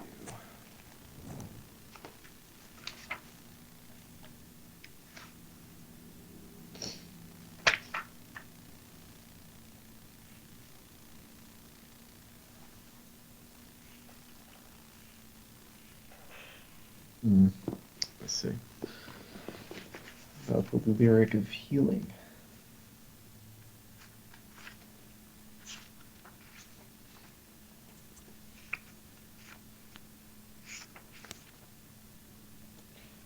God. I'm sure it's been said before by many others, but I wish the Elven songs were just all in one place. I Yeah, swear to wouldn't that God. be nice? Well, the Elvins. Oh, the skill songs are not. Yeah, the skill songs are just among the skills. Yeah, I don't know why they did that. I mean, I guess it's because they're technically skills. I mean, yes, they are, but that doesn't help elf players. I don't know if I have an intention against him. I mean, he's not going to let me go. Um, You're just resisting. yeah, I mean, but I want to fail. Although I don't think it's fair to Illinois if I just give up. I mean, even if you succeed, you know, you're going. I feel like you'd be forestalling the inevitable. Like the elves have a literally unlimited amount of time. Then why test it? We'll just say let's just say yes to his intention. I don't. I mean, I'm not going to escape. And I mean, this is describe the. I mean, is this torture over a long period of time, or are we talking about one period of torture? No, I think it would be over a long period of time because I mean, if this is your belief, you'd hold out. Yeah. So, and it's not even just physical torture. I wouldn't think. Like you're just in here, right? So he probably has an orc come in and feed you while he like tortures other people, like continuing his work. While So he rings a bell and yells shame.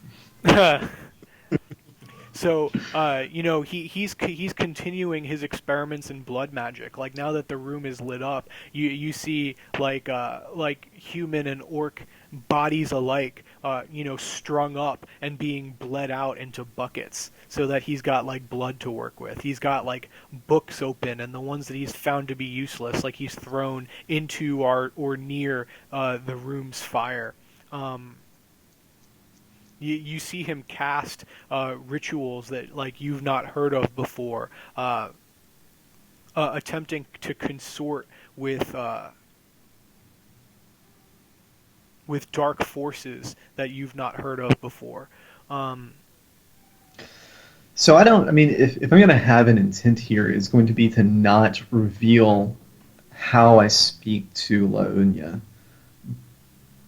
But I mean, at the same time, I feel like Sarade, yes, Saradi. I feel like she already understands the mechanics of it. That's Oh, but you're he thinking of doesn't know you're thinking of Endilwith. Indlewith. Yes. Oh, then She's the one who was in your dreams. yeah. Okay. Right. Sarade's the one who's Wyvern I stole. Um, but he wants to know about my connection to Launya. Yeah, he wants to understand how it works. Well, he wants to know that it exists at all, right? I mean, he's told that it must exist. So what details is he after? What details are he after? Good question. So he wants to know how you communicate. Yeah, And so go ahead. I feel like Indlewith would know that already. Like it would be obvious to her Why is that? because she's a council caller. Yeah, but she just stepped into your dreams. You weren't talking with Right. Laonia when she showed up. Right.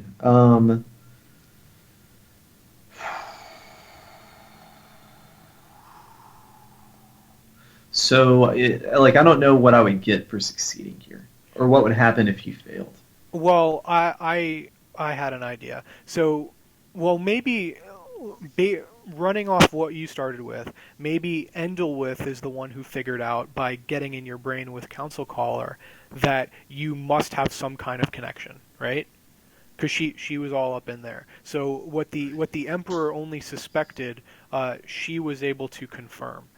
They don't know how it works, but they know it's there. So Aendil is trying to figure out how it works, how you communicate with Launia. So um, a failure condition, well, depending on your intent.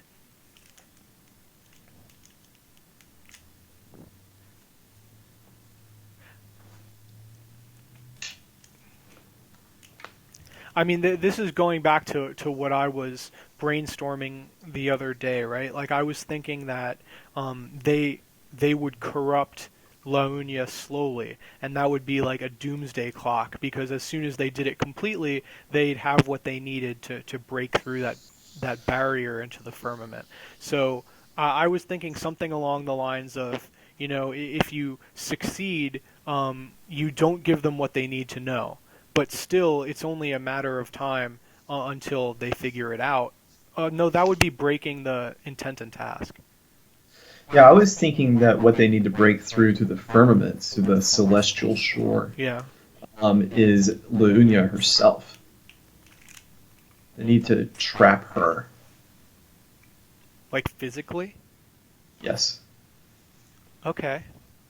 Like that. Yeah, like they need to possess her within some sort of crystal or like some corrupted elven artifact, and then corrupt her so that they can use her to break the runic seal. Okay. Well, I mean, lucky for you, you don't know how to do that.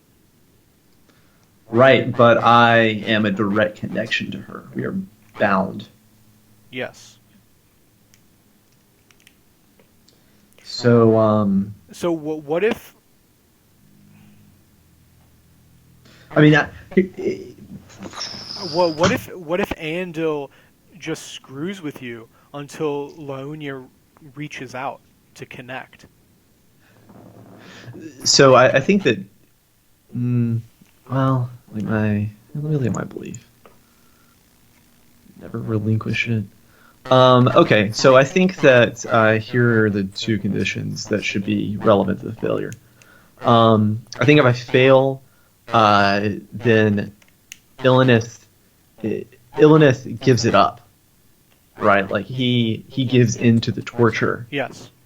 and he relinquishes his bond with Launia. He takes them to her. Yes. Yeah, so I mean, I think that like they try and force me into a meditative state through blood magic and this and that, torture, whatever. So what does But I want, success look like? but yeah, so success is I don't I don't give in to them. They find a way to get there without me. You know, they Okay. like Indlewith, you know, dives into my brain for lack of a better term, and you know, she disguises herself as me or uses some sort of magic to force that connection with me as a passive participant. Okay. So Um, and, and then further, I think that if this is sort of a weird way to do this, but I think if I succeed, I technically hold out longer, but if I fail, the torture is like more intense. And they maim me somehow permanently.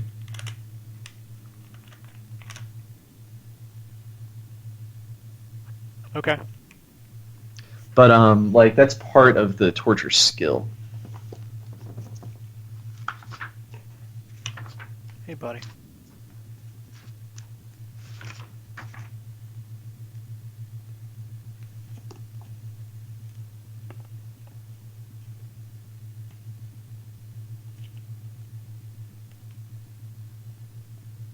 Mm-hmm.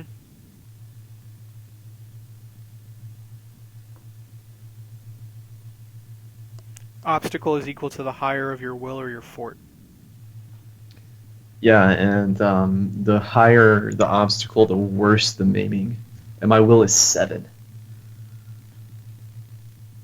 So you get a debilitating trait equal in value to the obstacle of the torture test. Yeah. Um, so like I don't know if I should test to resist the torture, but I don't know if we should. I don't like the idea of just having the NPC roll for this. I agree. I think that it should be. Yeah, but then it's like, what would I be rolling? Well, I guess it would just be versus, wouldn't it? It would be like him versus your. You'd be rolling your will. My will versus his torture. Yeah, to hold out against it. Yeah, let's do that. I don't. It's it's not by the book, but I'll allow it. Hmm.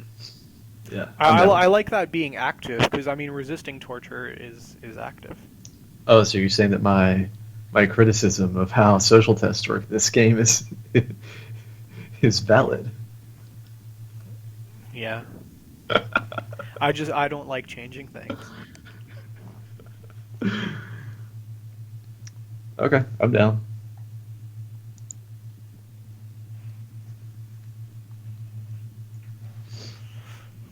I mean his torture skill is not that high. It's not his.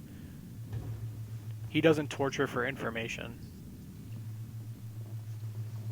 Um, oh, that's I like that. Oh, he's got torture. He just sucks at it.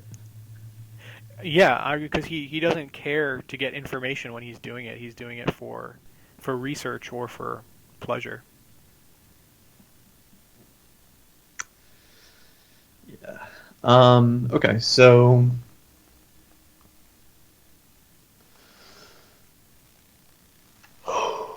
um, so is are my successes going to count at 2 to 1 to his because I'm rolling a stat? Oh, Should I? um, they shouldn't they? Mm-hmm.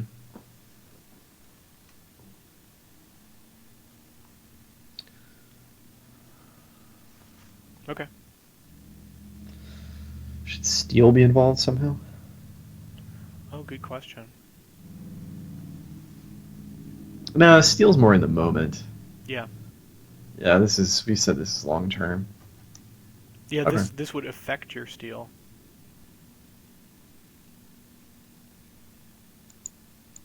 Yeah, let's do it.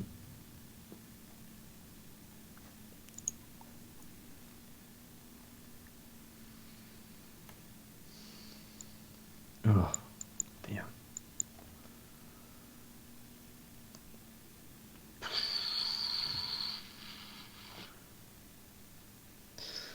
I'll throw an art in persona.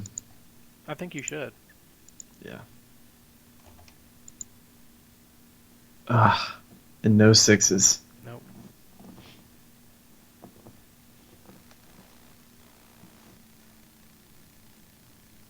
Okay, so what happens that finally makes you give in? What does he say? What do you see that just makes you give up?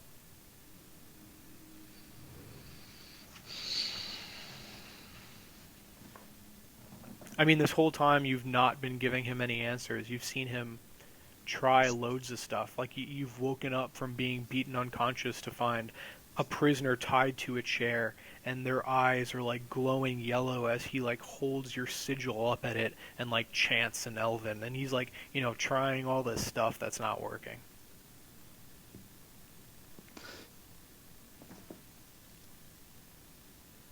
Okay, so I think that this is like more than a year after the boar. And I mean, at least. And I think that Indlewith is part of his game now. And Yeah, I'm sure they've brought her in. I think that they found a way to keep me mostly in a dream state. Yeah, I was just thinking that. And I think that what happens is that I've like lost sense of place and time. I've forgotten that I was ever in the West or that I ever came back to the East. So, And I think they've been playing good cop with me for like a couple of months at this point, and they've been inducing me to dream of home, like my original home, and Indlewith has been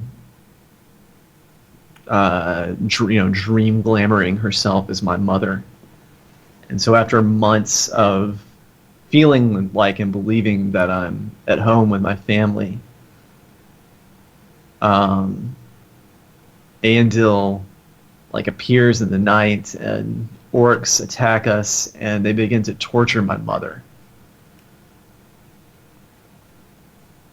And there's some metaphorical dream equivalent of taking them to Laonia. Like there's a special room in my dream home that I never go to. And it's like it's there and I'm aware of it, but I ignore it. It's just in the back of my mind. And they say all you have to do is open this door, and we'll stop hurting your mother. And I do it. I open the door.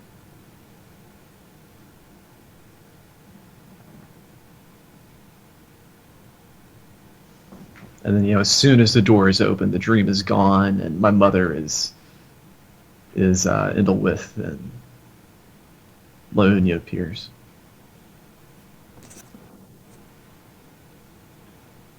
so Laonia appears in your dream, and she's confused.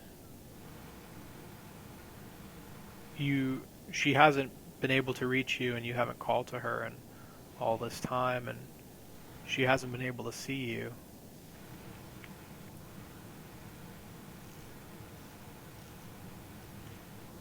So the last thing you remember is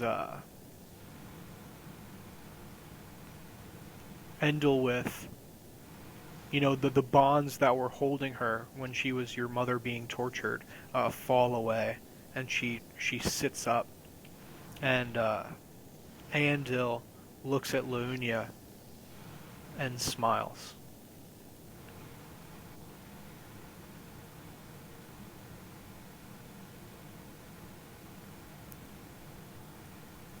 Then darkness. Um, a number of times you come in and out of consciousness. Um, once you're being moved, you don't know from where to where. Another time, you're in a dungeon as ice water is dumped onto you. You hear guards complaining of how you smell.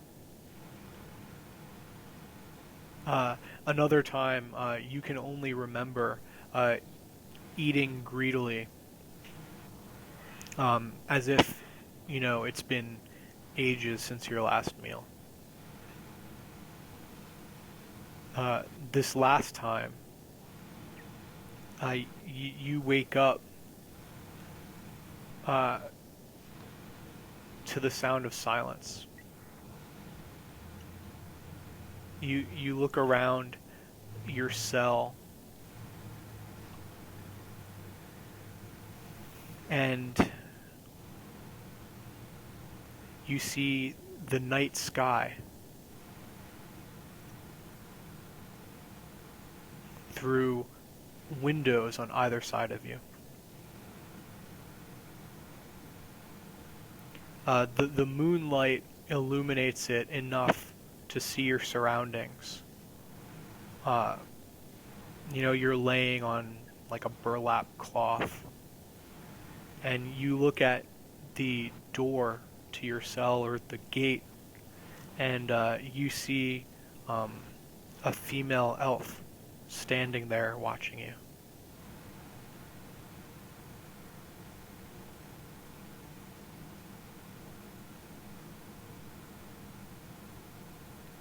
I am I on the floor? I Yeah, you're mean, laying on the ground. I look at her. That's it. Uh, your eyes are blurry. You see movement, and you hear a clank as the cell's door, the lock falls open. A squeak as she draws the bars open. Come with me.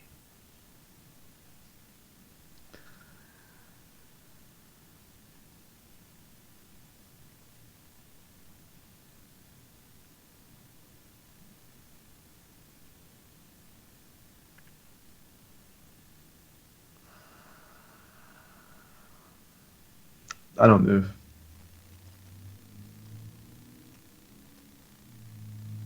It's obviously another trick.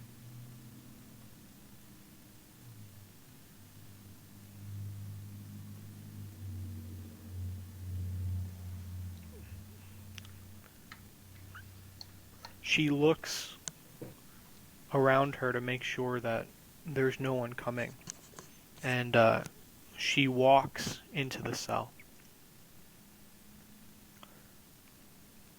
She's wearing uh, an apron, a thick apron, seared in places, uh, dirty and worn from use. She bends down to one knee, looking into your eyes, uh, regarding you almost as a feral animal. You haven't seen what you look like after all this time. She pulls a satchel from behind her, and she pulls out a cloak.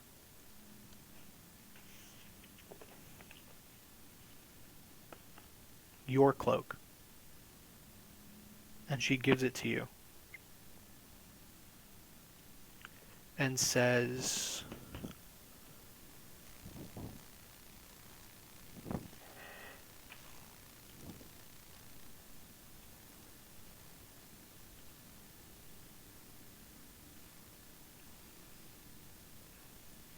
She just says, "Come."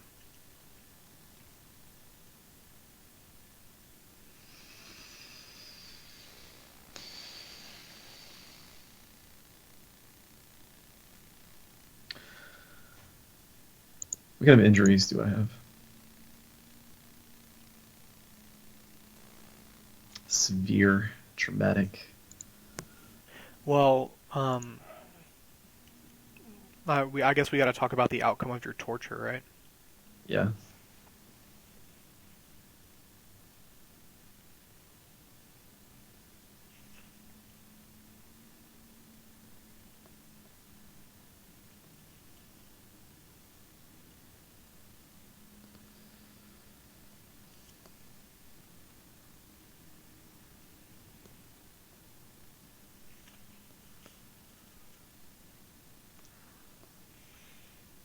Hmm. What would Aendil have done to you? I mean, I'm leaning towards something mental, right? Because they toyed with your mind, they made you break. Yeah, I agree. Any physical torture you would have healed.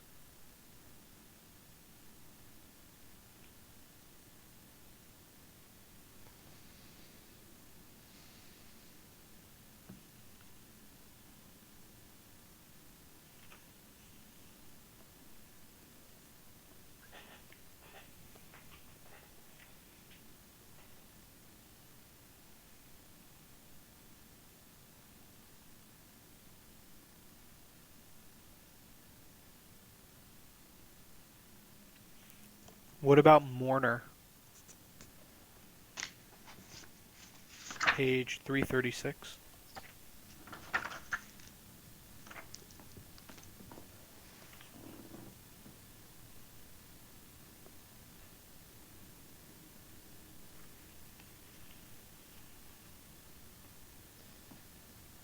Yeah, I like that. Because you probably hate yourself. Yeah, I'd say I hate myself. We could do something more more literal in terms of, having to do with your psyche, if you'd prefer that. Um,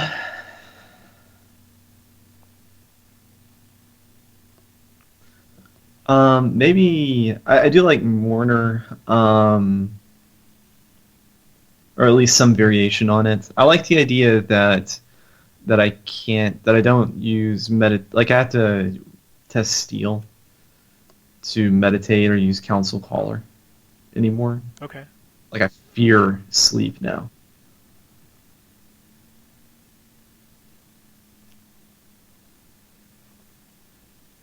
Fear dreaming. Yeah, fear of dreams. There's a cool word for that. I bet you there is. I'm Googling it. I do first. On Onerophobia? yeah, onerophobia. Well, we can make up traits, can't we? Yeah, Okay. Why don't we do that? Unless we have a cooler name for it. it's pretty cool to me. Okay. Onerophobia. I'm neurophobic. And what are we going to say it does? You have to pass a steel test in order to meditate? Yeah, or it adds an of one or the other. Let's do an ob. That way it'll make your steel test actually meaningful. Two, Yeah. two to council caller or to meditation. Mm-hmm. Okay.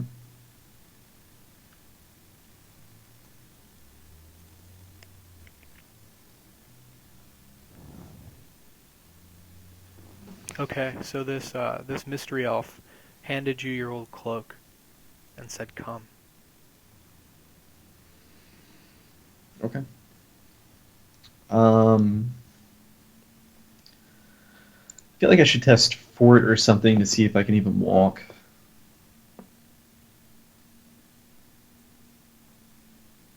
Yeah. Although I don't know what failure you would give me. I mean, it would. I don't know that it would be story affecting. I was just saying, like, if you couldn't, she'd have to support you, and it would slow, your travel. It would make you more obvious than two elves just walking. Roll it, save the failure for next time. Alright.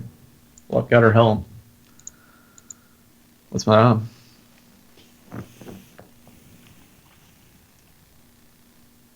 3.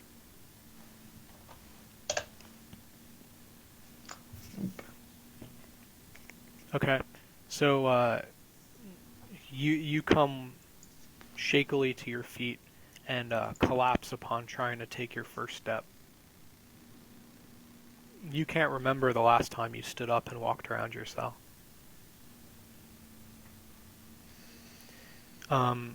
She supports you, helps you to your feet, and puts your arm over her shoulders. You feel that her arms, her shoulder, her back, her neck are rippling with muscles gained from years of use, hard labor.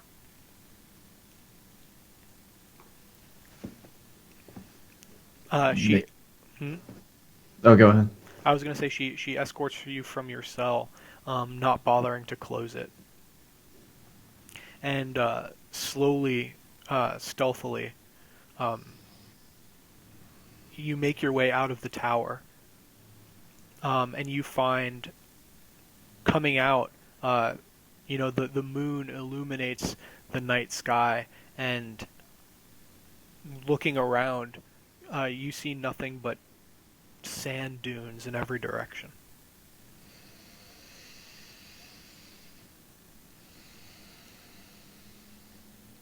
Okay, then I think we should end with me looking up again at the sky, and I look up at the stars and I don't see them, so I turn my face towards the moon, and for a moment I'm comforted by its light before I realize that it's not the moon at all. What is it? I don't know. We come up with something cool. Okay. Um, so she interrupts your reverie and pushes you up onto a horse. She grabs the reins, ties it to her steed, and you trot off into the distance. Yeah.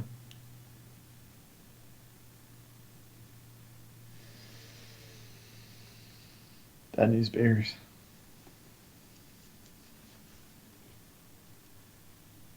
I'm happy with where we ended up. Yeah, I'm happy where we ended up. Things are now grim. I like it. And I managed to challenge your belief that time. So that was a success for me.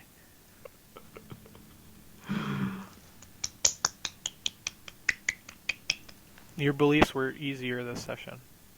Yeah.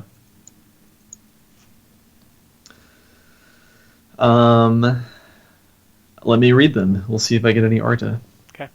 It's called Arta. That's what Sean Hayworth taught me. Really? Yeah.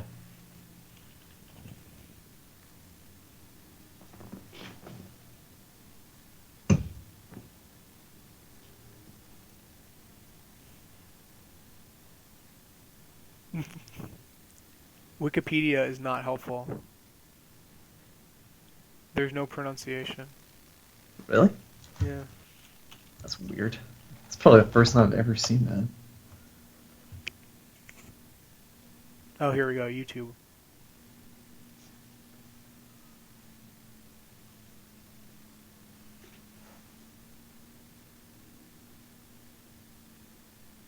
What? I've got no sound for some reason, but I will listen to this later. So belief one. Belief one is I see now the shape of my lady's fears. The Inawarthi have begun to bore into the earth towards the firmament, I must make my way to the bottom of this hole and determine the depth of their progress. Um, I mean, I feel like it happened, but I don't feel like I succeeded in my roles. Well, I mean, you didn't succeed to you didn't completely understand what that membrane was, but you certainly did get to the bottom of the hole and you figured out what their progress was. I mean, you didn't Emonthir all but tell you, right? He said that that they've made their way all the way to the bottom and they just haven't figured out how to break through. Yeah.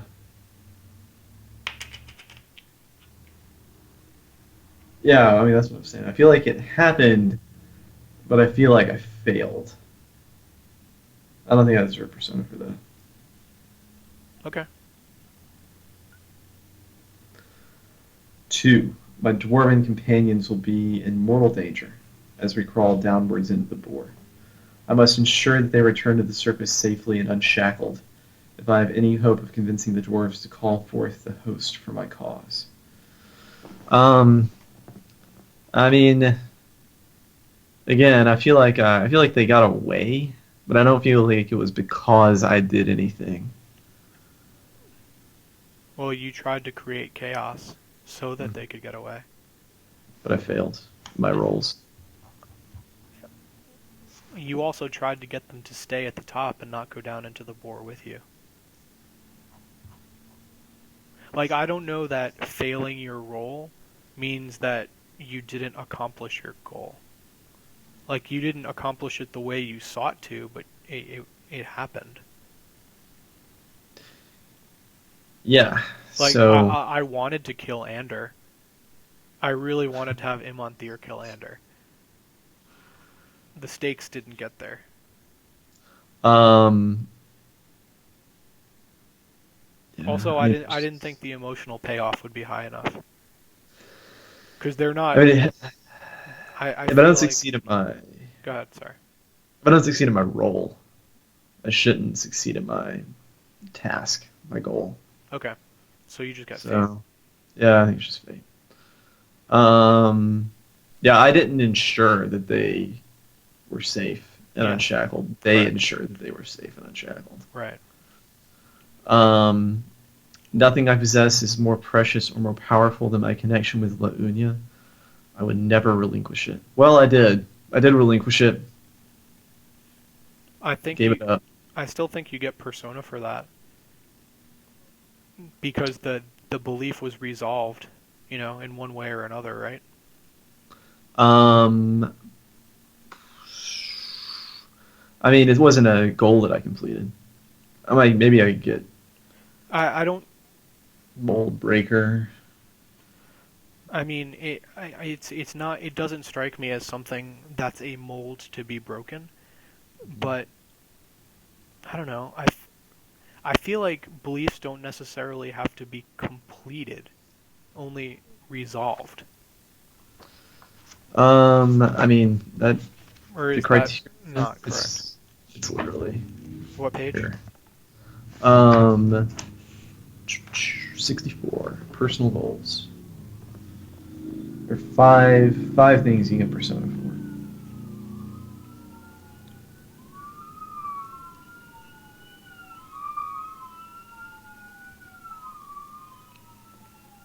So then would you call belief number 3 a fate mine? Because it doesn't have a goal to be completed. Yes. Okay.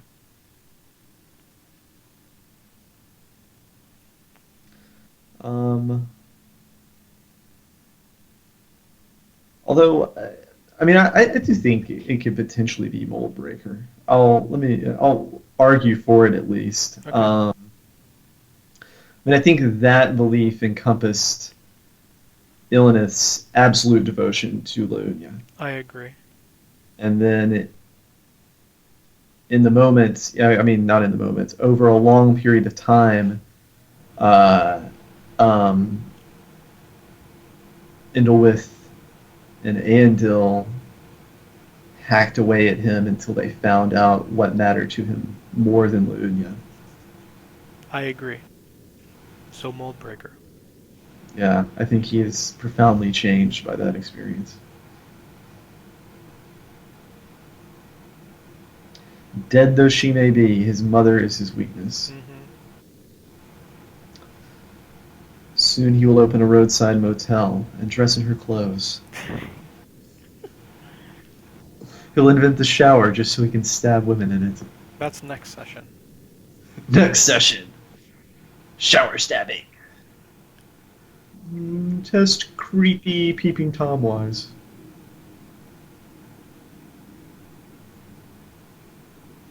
That's your specialty, kid.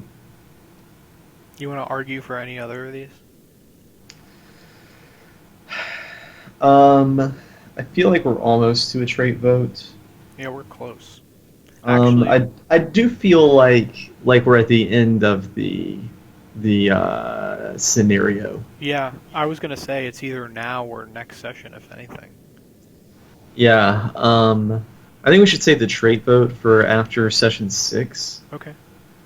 Or I think we should save the trait vote for assuming after session 6, Illinois is recovered.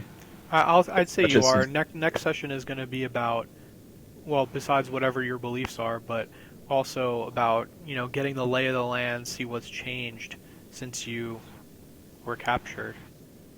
yeah. Yeah. Let's do the trait vote Next time. later. Okay. Um. Yeah. Let's make the trait votes session 6.5, like between session 6 and session 7. Okay. Yeah. But I do think we should do workhorse and MVP. Um. Right now. Yeah. Okay. I mean,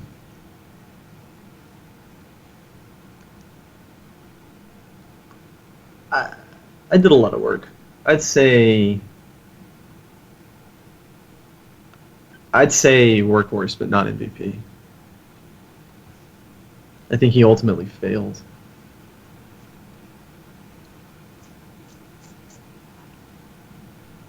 Okay. I'll go for that. Cool. Good. 3 persona. So I'd like to argue that I deserve a fate point for Instinct 1, Instinct 2, and Instinct 3. Yes. Yes. And Instinct 3 is a bit of a, well, not a stretch, but it's like we didn't explicitly say it, but I was going to the bottom of that board because Lunia commanded it. That's what she wanted, was to know what was at the bottom. That was kind of the whole point. Okay. Boom. And I could have just said no.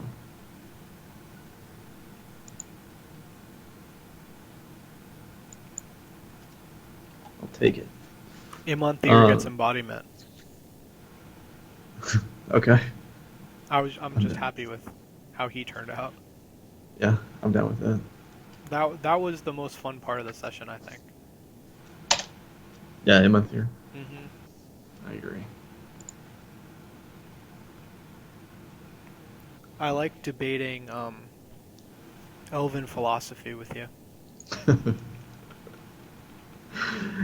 It's always fun to debate philosophy.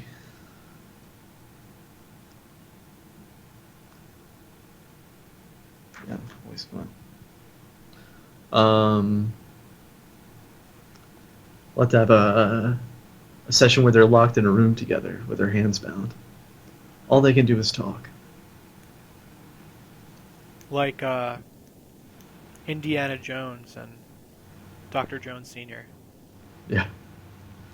Have you seen the Clone Wars? Yeah. You know that episode where Dooku, Anakin, and Obi-Wan are all prisoners together? They're like, I think they're literally tied together. No, I don't remember that. It's real early. They all get captured by some third party, Is like that pirates, I think. the original Clone Wars or the second one? Oh no, the first one was a movie. Never mind. Yeah, the first one is a movie. Yes. Yeah, it's really confusing because there's Attack of the Clones, and then Clone Wars, and then the Clone Wars. Mm. That's what I'm imagining is a session where they're literally like tied to the wrist and they have to buddy cop it. That's funny.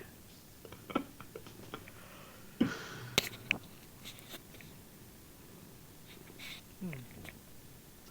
So I don't think this session gets an epilogue since we're at the end of the first scenario. No, no. I think I think the moon is like some sort of orb or artifact or loci of loci of magic.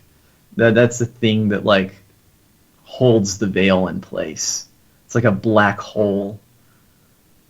Like a like an eclipsed sun. Yeah, exactly. Okay, I can be down with that. Yeah. I think that should be the last shot. I like the idea. Well, how long were you gone? At I least mean, a year. I would like to be gone like a decade. Okay. So the I think that the dark elves have what they want, right? They have your connection to Launia, and clearly they haven't fully enveloped her in darkness, or the world would be gone by now. Well, I mean, the way I'm imagining is that they need to they need to accomplish these things. One, they need to corrupt her so that they can use her as the diamond-tipped drill bit that will allow them to get through the runic barrier. Hmm. Then they need to actually move their armies onto the celestial shore. It's like they break through the They firmament. do they have to physically assault it? I was thinking it would be more, you know, chanting and dark ritual. That's kind of what I imagine is like they have to get to the shore, and the shore is like a physical place, Hmm. sort of like the surface of the moon, but on the bottom of the world. And this gray barren landscape, and they have to build their altars and their ritual places there, and then drag down slaves to be sacrificed 10,000 a day.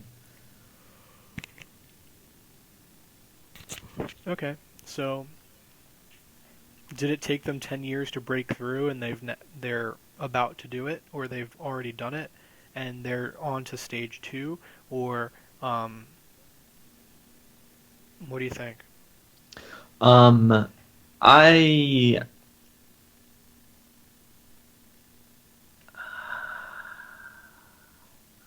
I mean, I like the idea of this being a longer term in terms of the world.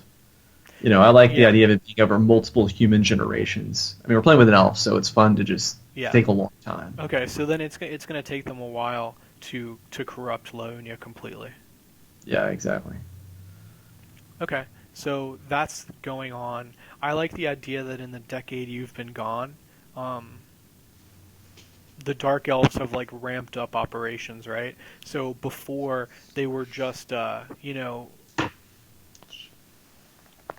griefing the outer human settlements to like Hmm. pick up slaves, but now they're, they've fully devoted forces to moving inland. Let me look at the map because they're not gonna move into the Riverlands because they still have their Grimo worm tongues keeping the humans like fractured so that they Hmm. can't create a united defense. But maybe like they've moved across the Raven Downs into the Verdant Waste. Maybe they're at the gates of like Rolfavik. So they're being bolder than they were before. Yeah, yeah. I mean, I like the idea that, well, hmm. Here's what I like the idea of. I like the idea that the king is dead. Yardir has been assassinated or simply died of whatever, and they are assaulting the dwarves. Like that is happening. Yeah, I think Finney and Ander probably got back, and they told everybody of what they saw, and Yardir would not budge because Hmm. he wouldn't break the oath. So let's say he died, but not specify how. Sure. So there's probably rumors that he was assassinated so that the dwarves could go to war, but no one knows who did it if that's what happened.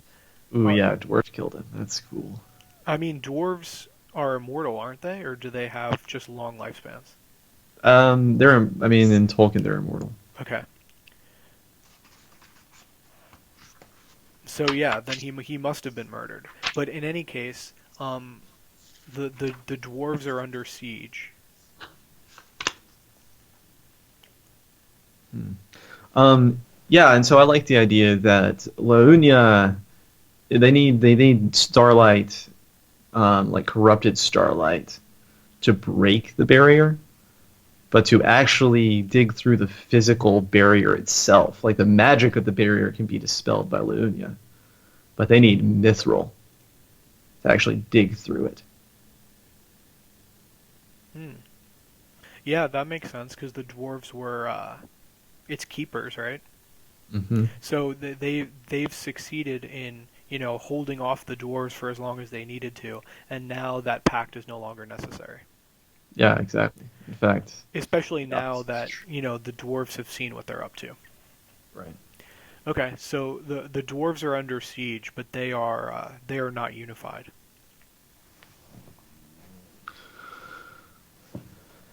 Yeah, yeah, I like that.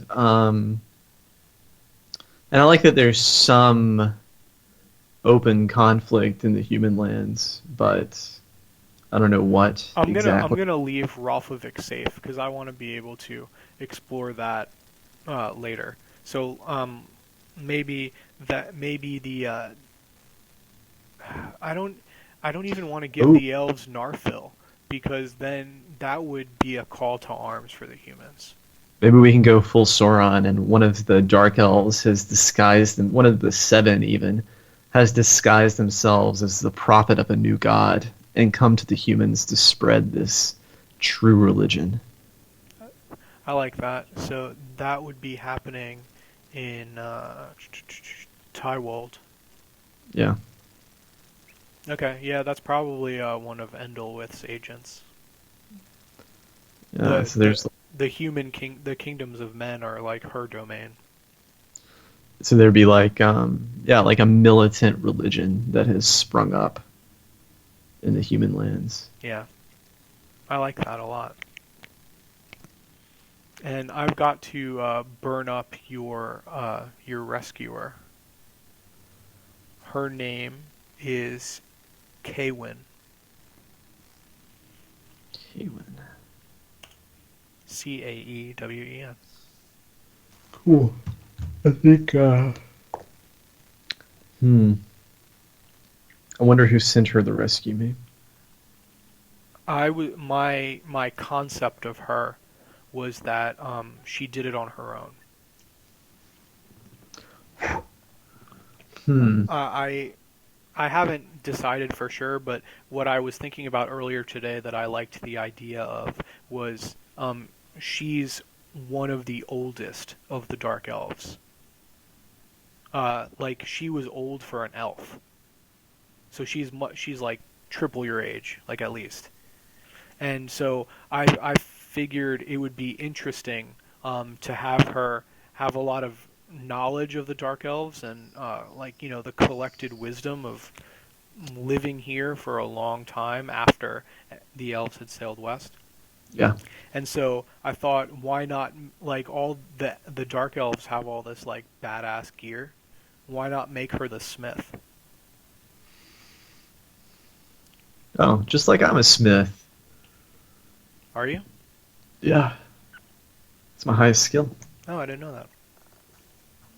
Yeah, so she's a legendary smith. Like you've probably I didn't have you recognize her, but maybe you've heard of her. Well, you've certainly heard of her.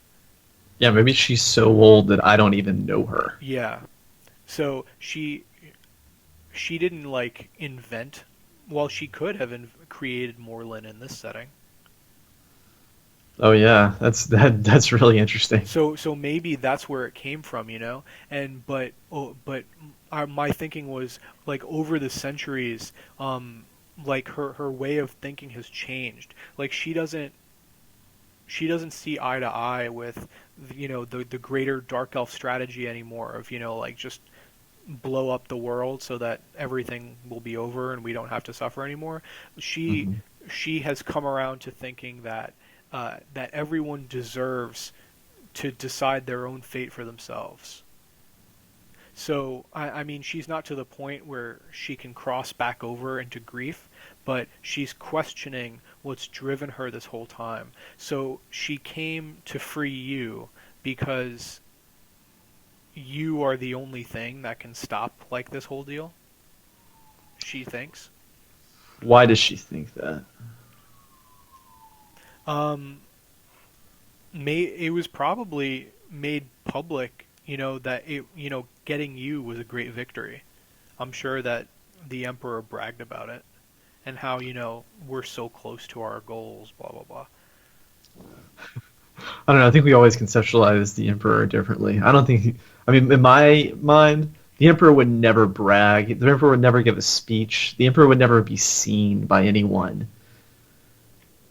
He's just this voice in the shadow. I don't see of him that way. Um, I think that I think of him as being rarely seen. He's someone that like the rank and file, like the seven see him, and like if he comes out to like make an address to like wherever he is, then people might see him from afar because he like walks out onto like the balcony of like a tower or something. So, but no one has seen him up close, except for those maybe that guard his palace. But I mean, everybody is terrified of him. Hmm. I don't know. I mean, I purposefully have not fleshed him out much, but I mean, I figure if this person, if Kaywin is so important, then she would have some understanding of who you are. Maybe she's decided to kill the emperor, and she needs me to help her forge a weapon to do it. I mean, What I wrote was she had decided to kill herself, but she's not going to do it until she's enabled you to stop the dark elves. I mean, I kind of it's along the same lines.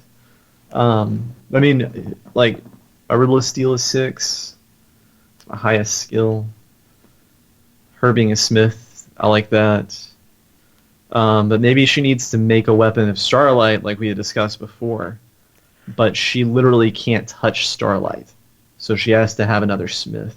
Probably.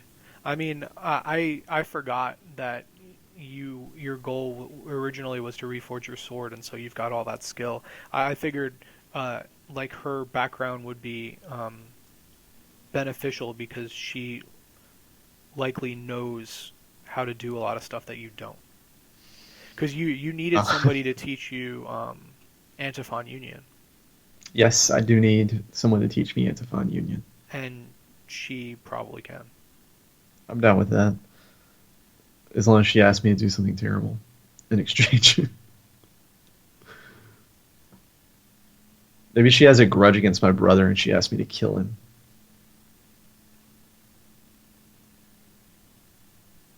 Hmm. Yeah, That'd be it. maybe that's something she would do. She's still spiteful after all. Yes, still spiteful. That would be quite the cost. It's one of my goals, one of my primary goals in coming back to the East is to save my brother.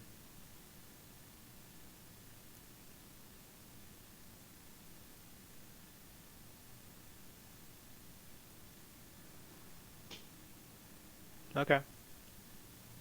I like the direction that's taken. Yeah.